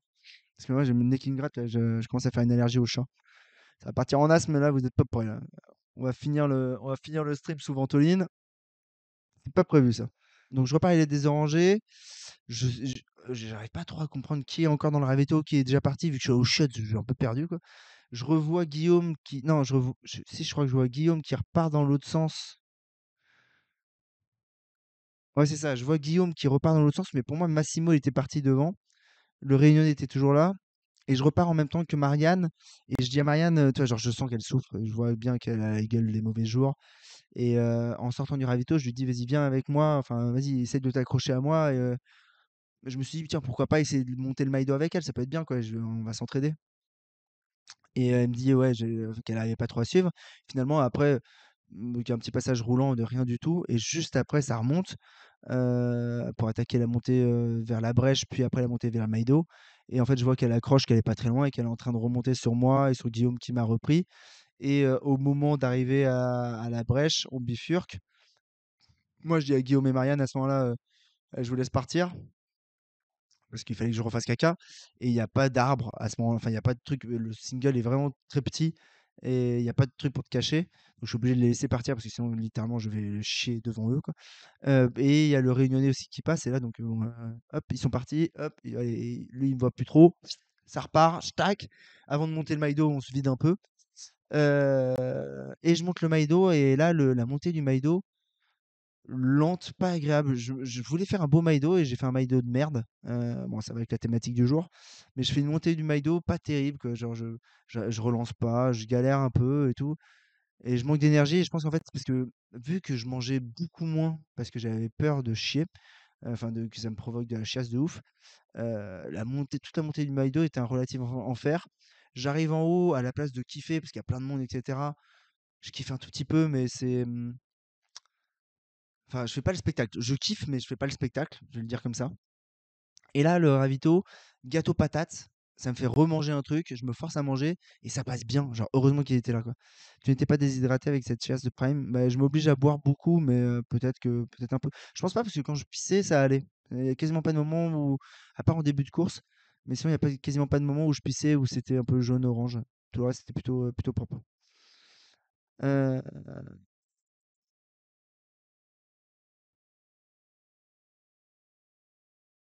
mais pendant la course, tu n'as pas le droit d'avoir des infos sur les autres coureurs, son classement. Oh, si, tu as le droit, mais c'est juste que je demande pas trop, quoi. Parce que tu es quand même en train de faire ta diag, donc c'est bien, mais je suis pas là pour faire de la data, quoi. La data, c'est à la maison, au taf, quoi. Là, tranquille, on est sur un autre projet. Donc en haut du Maïdo, je me suis assis et tout. J'ai bien pris mon temps en me disant, allez, tu remanges, tu truc. Parce que là, il va y avoir une longue descente. T'es pas le meilleur en descente et il va falloir que tu avances un petit peu parce que si tu avances pas, comme tu n'as pas avancé dans toute la montée, ça peut être très très long, quoi. Il y a 17 bornes de descente, il doit y avoir 2000 de des moins, jusqu'à la base vie, ça va être long, quoi. Je repars, caca, super data, j'adore.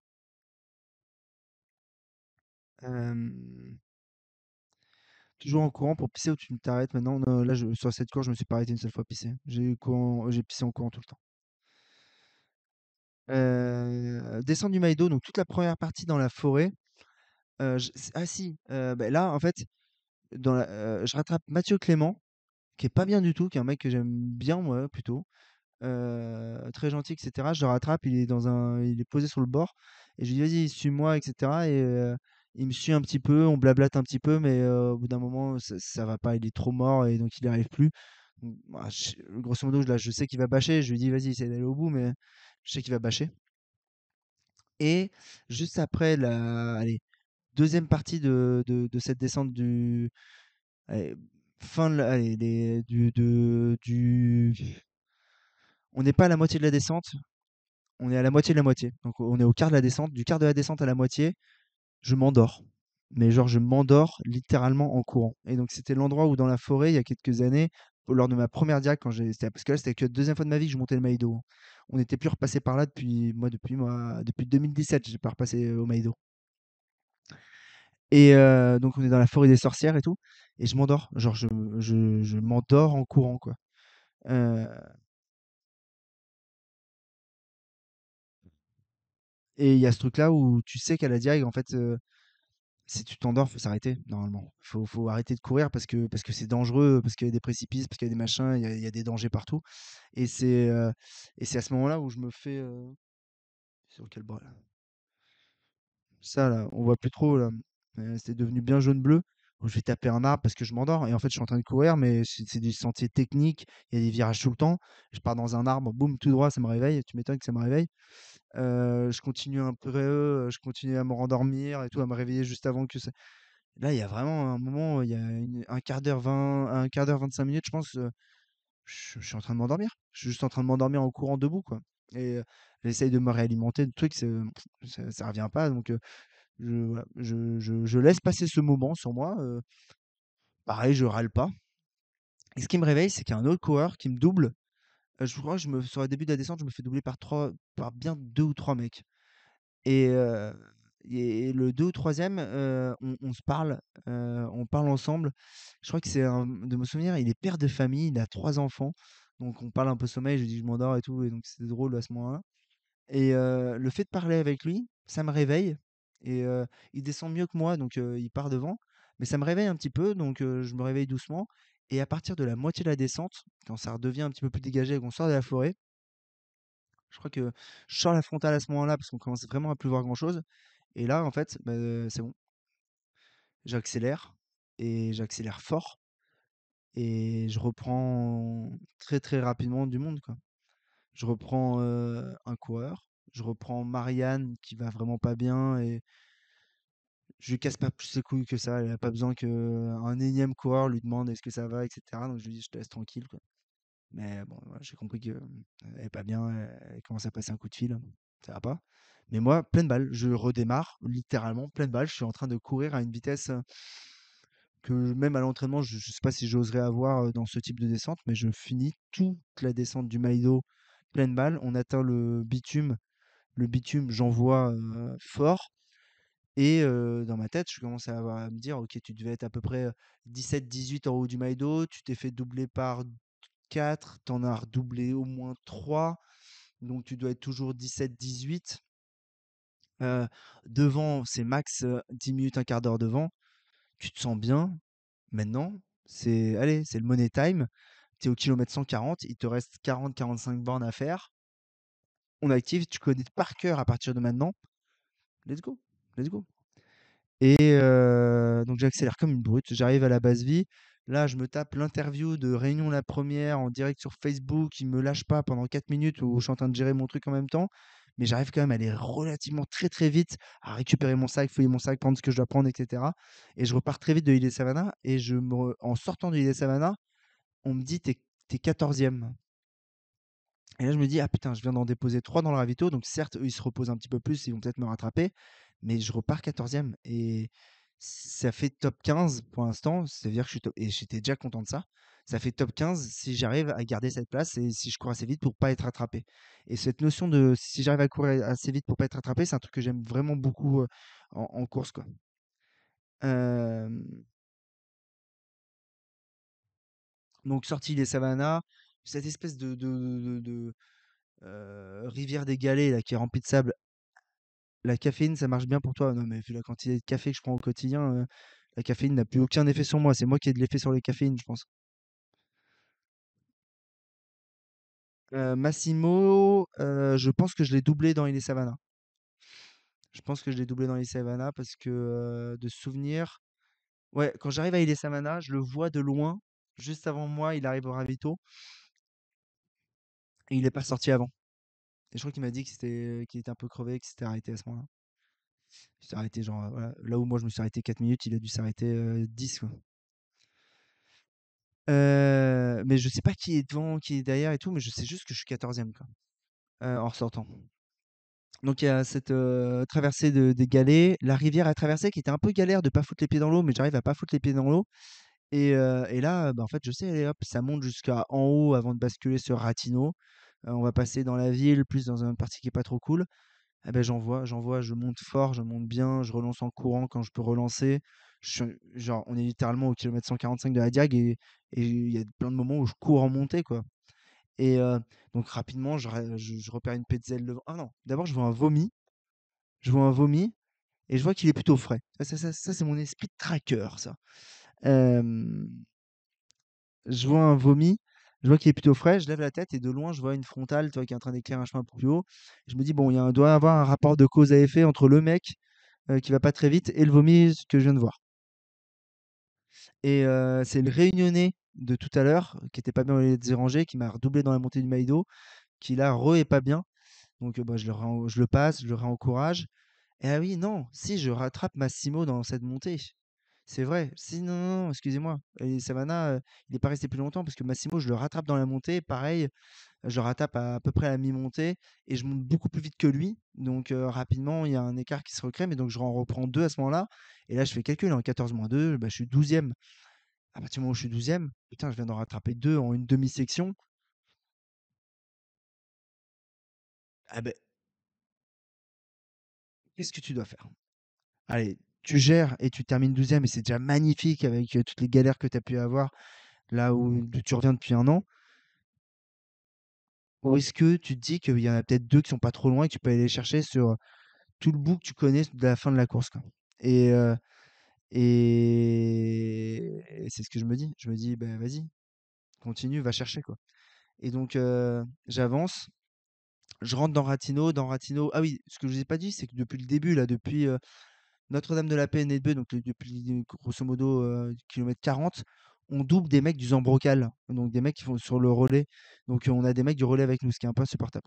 Et donc je rentre dans Ratinho, et là, il y a un mec derrière moi du Zambrocal qui avance aussi vite que moi en descente. Bon, lui, il est frais, mais qui avance bien. Et on rentre dans Ratinho, et dans Ratinho, genre, je me dis, bon, en fait, le mec, il est plus frais que moi, je vais le laisser passer devant, là, ça va être ultra technique. Je le laisse passer devant, putain, il passe devant, et il est plus lent d'un coup, quoi. Et tu vois, genre, je m'agace, putain, genre, c'est pas le moment de perdre du temps. Et au bout de 200 ou 300 mètres, c'est genre, je lui dis, tu veux pas que je repasse devant? Il me dit, si, si, c'est la première fois, j'ai jamais fait de telle distance, tel truc et tout, je connais pas trop. Alors que c'était en réunionnais.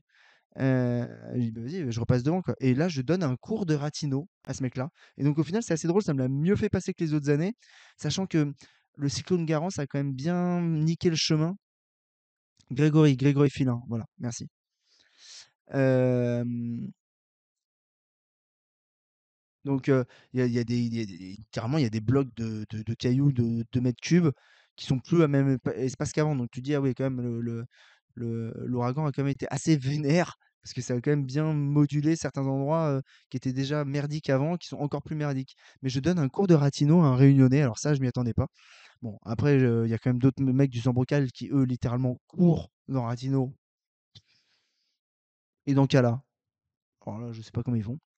On arrive à Ratinho et quand j'arrive à Ratinho, il y a 2 autres personnes dans le ravito et là je compte dans ma tête, je me dis: «Bon, bah, voilà, tu étais 12, 11, 10, tu pars avant eux, tu es 10e». Et donc, je pars avant eux. Et au moment où je pars avant eux, je me dis, ça y est, let's go. T'es à nouveau top 10 de la diagonale des fous, quoi. Bon, va falloir gérer, quoi, mais putain, ça existe, quoi. Ça réexiste, ce truc-là. Et donc, je pars. euh, on se fait Ratino, un mec nous rejoint, un deuxième mec nous rejoint. Donc, au final, on avance à 3 avec des mecs plutôt sympas. On fait tout Ratino qui était assez galère cette année et la redescente sur la possession qui était vachement plus galère parce que les cailloux avaient bougé, il y avait plus de chemin un peu naturel. Et là, il y a un ultime. Bon, il y a plein d'arrêts caca, mais j'ai le souvenir d'un un des ultimes caca, genre où vraiment je m'arrête à la seconde près pour que je me chie littéralement pas un litre de caca liquide dessus. Et donc, vraiment, je fais. Ça part. Et à ce moment-là, je sais pas pourquoi, parce que bah, après, j'ai plus fait. Donc, je pense que ça a tout envoyé d'un coup, tout ce qu'il y avait. Mais putain, ça m'a irrité de ma boule, l'anus, le sphincter, le côlon, etc. Donc, j'avais ultra mal. Et je sais pas la position que j'ai tenue, mais les brûlures que j'avais aux couilles à ce moment-là étaient assez atroces. Et là, le moment où je redémarre à ce moment-là, je cours comme ça, tu sais. Imaginez, je sais pas, un manchot courir. C'est ce que je faisais et je me force. Et genre, il y a littéralement, là, il y a 10-15 minutes de souffrance absolue. C'est vraiment, je sais pas, comme il y en a peut-être dans le chat qui l'ont fait, mais tu vois, s'arracher un bout de truc vivant à soi-même, quoi. Un bout de d'ongle qui dépasse, qui est encore accroché à la chair. Et ce moment où tu dois tirer vraiment fort pour que ça l'enlève et que bah, ce type de douleur, c'est ce que j'ai à l'entrejambe et au cul, mais pendant 10 minutes, quoi. Et tu dis, bah, il faut quand même que je me le force à me le subir parce qu'il faut que je réhabitue mon corps à ça et que je dois subir ça pendant 10 minutes si je veux pouvoir avancer, quoi, réavancer comme le hula, exactement. Même principe que le hula. Très bonne ref. Euh, mais donc, ultime caca à ce moment-là. Et, sur la fin de la descente, donc sur la partie technique, ils me larguent complètement, je les vois même plus. Je me dis: «Bon, ça y est, ils sont repartis». Bon, 12 à la diagonale, finalement, c'est très bien. Et on atteint, une ville à un moment. Et moi, bah, boum, j'arrive dans la ville, je mets le pied sur la ville, je repars, je dois être à 13 ou 14 km/h pour descendre sur la possession, donc possession kilomètre 155. Je recours pleine balle et eux, bah, littéralement, ils arrivent pas à relancer du tout. Donc je les dépasse et en fait, je me dis: «Bon, vas-y, tu arrives à la possession, là, tu es re-10e». Spoil, je savais pas, mais en fait, j'avais mal compté, j'étais 11. Il y avait un mec que j'ai pas vu. Heu, donc en fait, j'arrive à la possession, je suis 11e en vrai. Tout le long, là, j'étais 11e, mais je pensais être 10. Je rentre dans la possession, je tac, le ravito DAF, non, non, vas-y, allez hop, 2 gels, juste la flotte et je me casse, je cours dans tout le truc, je cours tout droit jusqu'au chemin des Anglais. Là, je connais par cœur. Le chemin des Anglais, je fais la montée le plus vite possible.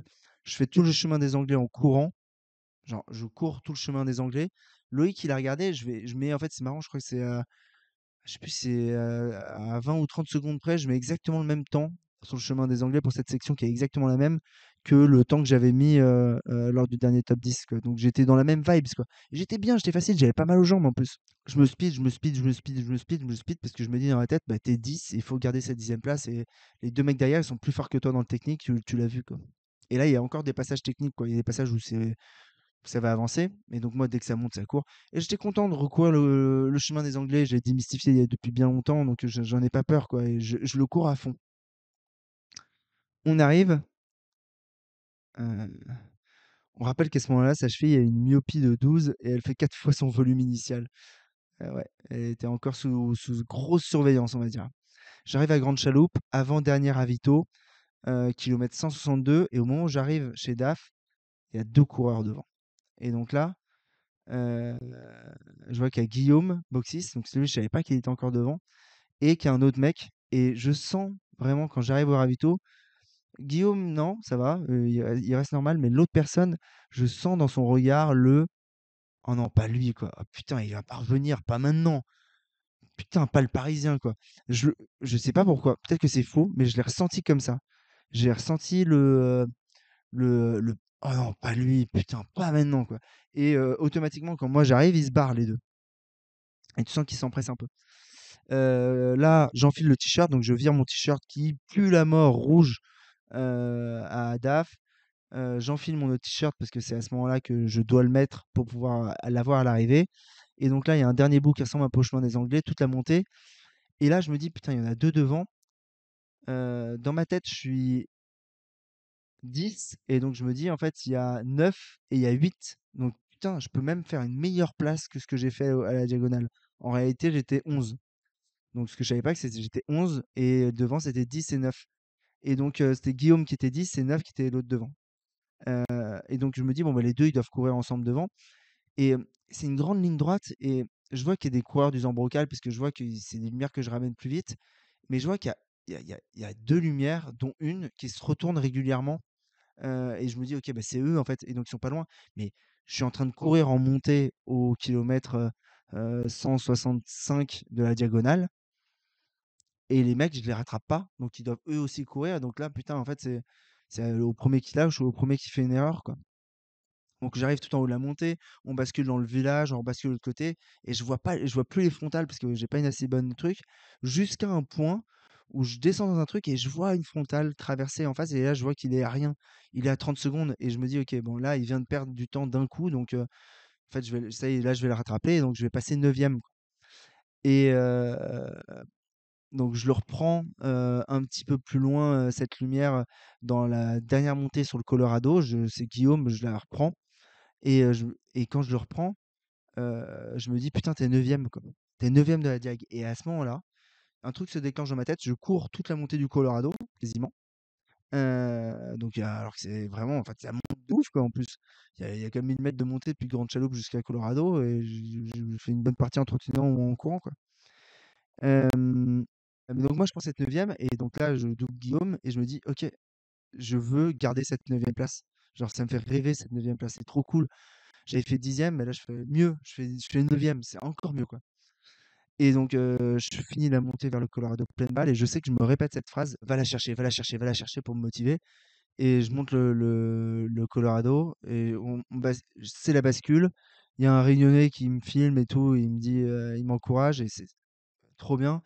Et une fois que je suis en haut, je me dis: «Putain, en fait, tant que ça sera roulant, je suis pas rattrapable. Mais dès que ça va être technique, je vais être rattrapable. Donc, quand c'est roulant, envoie plus que ce que tu sais faire, parce que tu vas perdre du temps dans le technique». Et donc, j'envoie comme une baraque à frites. J'arrive au Colorado, je remplis juste une flasque, je me barre. Et là, je sais que, bah voilà, il y a toute la partie de la début de la descente que je connais jusqu'au robinet. Et après, à droite, c'est l'ancienne descente, et à gauche, c'est la nouvelle. Et je la connais pas du tout, j'ai jamais fait cette de gauche. Donc, celle de gauche, on m'a dit, c'est roulant jusqu'à la vigie. Et effectivement, c'était un monotrace ultra, ultra roulant et ultra joueur. Mais je bombarde dessus, quoi, vraiment. Et je suis- je rentre légèrement dans la prise de risque, et je sais que je loupe un ou deux virages, et putain, je suis pas loin de partir complètement dans le décor, et ça passe. Je me rattrape à chaque fois, tout en me disant à tout moment: putain, quand même, vérifie là où tu fous ton pied gauche. Tu peux pas te permettre de te faire une cheville maintenant et de tout gâcher, quoi. Ça, j'arrive à la vigie. La vigie, je connais un tout petit peu vers la fin de la vigie, mais le début, je l'ai jamais fait vraiment, ce bout-là, en tout cas en descente. J'ai déjà fait en montée. Je sais que c'est un peu technique et compliqué, mais je sais que c'est moins compliqué que le passage. Et donc là, à partir de là, j'ai pas eu le temps de me retourner assez pour voir l'écart que j'ai creusé déjà avec Guillaume. Mais je me dis, il doit y avoir 2 ou 3 minutes. Donc, tu avances assez vite, tu prends un peu de prudence, quitte à perdre du temps, mais tu avances assez vite pour. Allez, tu peux pas te faire reprendre 2 ou 3 minutes comme ça, normalement, par un mec qui est aussi fatigué que toi. Et je crois que Guillaume m'avait dit en plus qu'il avait du mal maintenant en descente. Quand je le double, il m'avait dit ça. Euh, et donc, voilà, ça, et tu vois la redoute. Là, tu es vraiment juste au-dessus du stade de la redoute, donc tu le vois. Et je commence à entendre en plus le speaker, je commence à entendre Ludo euh, animer les arrivées des coureurs du Zambrocal, je pense, à ce moment-là. Et, euh, et je me dis: allez, tu célèbres pas. T'as pas le droit de célébrer encore. Tu célébreras quand, quand tu atteindras le bitume, quoi. T'as pas le droit de célébrer avant, quoi. T'as pas le droit d'être heureux avant. Et c'est dur de pas être heureux alors que j'ai envie de chialer de joie parce que je suis 9e dans ma tête. Et je descends. C'est assez technique, mais dès que c'est technique roulant, je cours vraiment et je fais gaffe le reste du temps. Mais je finis de descendre, je double une ou deux personnes du Zambrocal. Il y a un mec qui me donne un selfie, je lui dis: «C'est pas trop le moment, quoi, si tu veux, là». Hem Et on arrive à la route, et à la route, Il y a un petit groupe, donc je lâche pas tout de suite le truc. Mais juste après que le petit groupe soit tranquille et que je suis tout seul sur la route et je sais qu'allez, je regarde ma montre, je vois 765 mètres, je fais putain, là, et je me retourne un coup, juste, et je vois qu'il n'y a pas de frontal derrière. Ça y est, c'est bon, je suis 9e de la diagonale des fous, et là, il n'y a plus rien. Et je sais que là, je chiale un coup. Là. Putain, allez, hop. Là, il y a toute la joie qui ressort. Donc, après toute la merde qui est sortie. Mais là, il y a toute la joie qui ressort. Et tu sais, c'est vraiment ce que j'ai raconté à d'autres moments, c'est la joie de ben, ça, cette 9e place que je pense avoir. Bon, la 10e en vrai. Ça vient remercier tellement, tellement d'organisations avec Charlotte et avec le bébé. Tellement de trucs depuis un an, de remettre en place une logistique, etc. Tu vois, genre, je pense pas tellement pour. Ce qui est rare, hein, de pas que je pense à ma gueule. Mais je pense vraiment à nous. Genre, je suis heureux pour nous, quoi. Je me dis, putain, c'est vraiment. C'est cool, quoi. C'est cool que. euh, Moi, je vais être content pour moi. Ça, c'est bien, mais on s'en branle. Mais Charlotte, elle va être contente aussi parce que d'une certaine manière, ça va être aussi sa 10e place, sa 9e place à elle, quoi. Et ça va être aussi la 9e place de Paul et c'est la 9e place de notre couple. Et genre, je le pense vraiment comme ça et donc je pars aux larmes. Et j'aurais envie de pleurer, donc je vais essayer, voilà. T'es 9e homme au final, ouais, pas mal. Beaucoup de sécrétions dans cette direct. Non, et donc là, à la fin, voilà, bah, c'est classique. Je rentre et moi qui pensais que j'allais me refondrer de larmes à l'arrivée, j'arrive, je rentre sur la piste, je fais mon 3-6, j'hurle parce que je suis content, exactement comme la dernière fois. Et je sais qu'à l'entrée du stade, il y a un mec qui me fait bravo pour la 10e place. Et je comprends que je suis pas 9e. Je me dis, il va pas m'inventer un faux score à ce moment-là, quoi. Donc, je le comprends juste avant d'arriver. En vrai, ouais, je le comprends, je pense à 150 mètres de la ligne, à peu près. Et je passe, et puis là, voilà, le gros câlin avec Ludo, et on est contents tous les deux. Et le premier truc que je lui demande, c'est ouais, Charlotte, elle en est où? Il me dit, ouais, bah, elle est plutôt bien, elle est 14e, 13e, et elle continue à bien avancer. Et tout, et je me dis, ah putain, mais trop cool, quoi. Elle est en train de réussir sa course aussi. Et donc là, voilà, c'est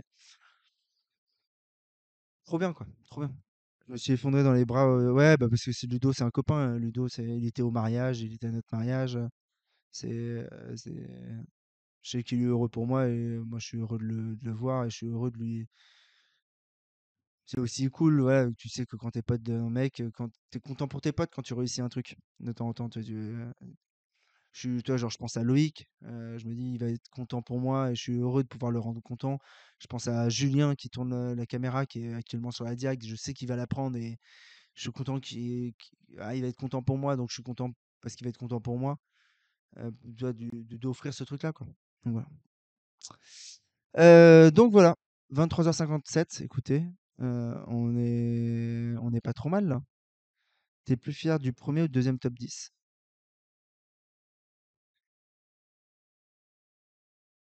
Mon esprit sportif me dira le premier, parce que le premier, le temps est vraiment pas dégueulasse vis-à-vis du fait que.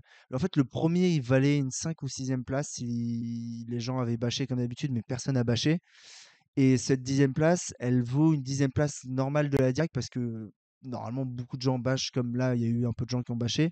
Mais j'aurais pu terminer 15e, quoi. Et je suis très très loin du premier, alors que j'étais plus proche des premiers au dernier. Donc sportivement parlant, je préfère. Et puis le premier, la, la première fois, c'était tellement fou. Il y avait de la rage. La première fois, en arrivant, j'avais envie que ça se termine parce que j'avais mal, parce que j'étais allé chercher loin. Là, littéralement, à l'arrivée de la Diag, tu me redemandais d'en faire une tout de suite. Il y avait aucun problème. Genre, je pouvais prendre la petite sœur, quoi. J'avais pas mal. Il y a à aucun moment sur toute la fin de course, je me suis dit, «Putain, vivement que ça s'arrête». Heu, j'ai pris du plaisir, pendant toute la course quasiment. Donc c'était 2 directs, 2 top 10 très différents dans la manière de l'aborder et peut-être qu'effectivement, c'est la sagesse et l'expérience qui font ça maintenant. Mais mais ouais, mais bon, ultra content bien évidemment et heu à jamais 2 top 10 dans la diag. Là, au final, mes 3 dernières di ouais, non, pas les 3 dernières. J'ai un top 20, 2 top 10 à la Diag. Genre, c'est cool quoi en vrai. Position la plus dure, heu, ah,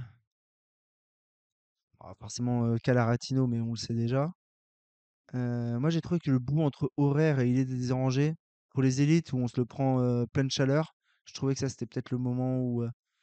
Ouais, fallait pas se laisser aller, quoi, ou il fallait être robuste un peu. Mais voilà, voilà. Il y a le truc aussi d'être content d'être revenu, quoi. Après ça, je le savais depuis la TDS et même au quotidien, je voyais que j'avais quand même récupéré des jambes. J'avais l'impression que c'était moins bien que 2023. Je pense que j'ai un peu moins de jambes que 2023. Mais, mais ouais, j'ai quand même bien récupéré. Donc ça, c'est cool, toi, de te dire, putain, il y a un an, je galérais à courir 10 bornes. Et ça a mis du temps à revenir en janvier. En mars encore, c'était compliqué pour les Cotterelles 120. On commençait à avoir des lueurs d'espoir. Et tout ce qui a été mis en place entre avril, mai, juin, juillet, août, là, il y a eu 5 mois. Ben, je suis content d'avoir mis les mains à la pâte sur ces 5 mois-là, quoi. Donc voilà. Mesdames et messieurs, merci d'avoir été là. Ciao, ciao.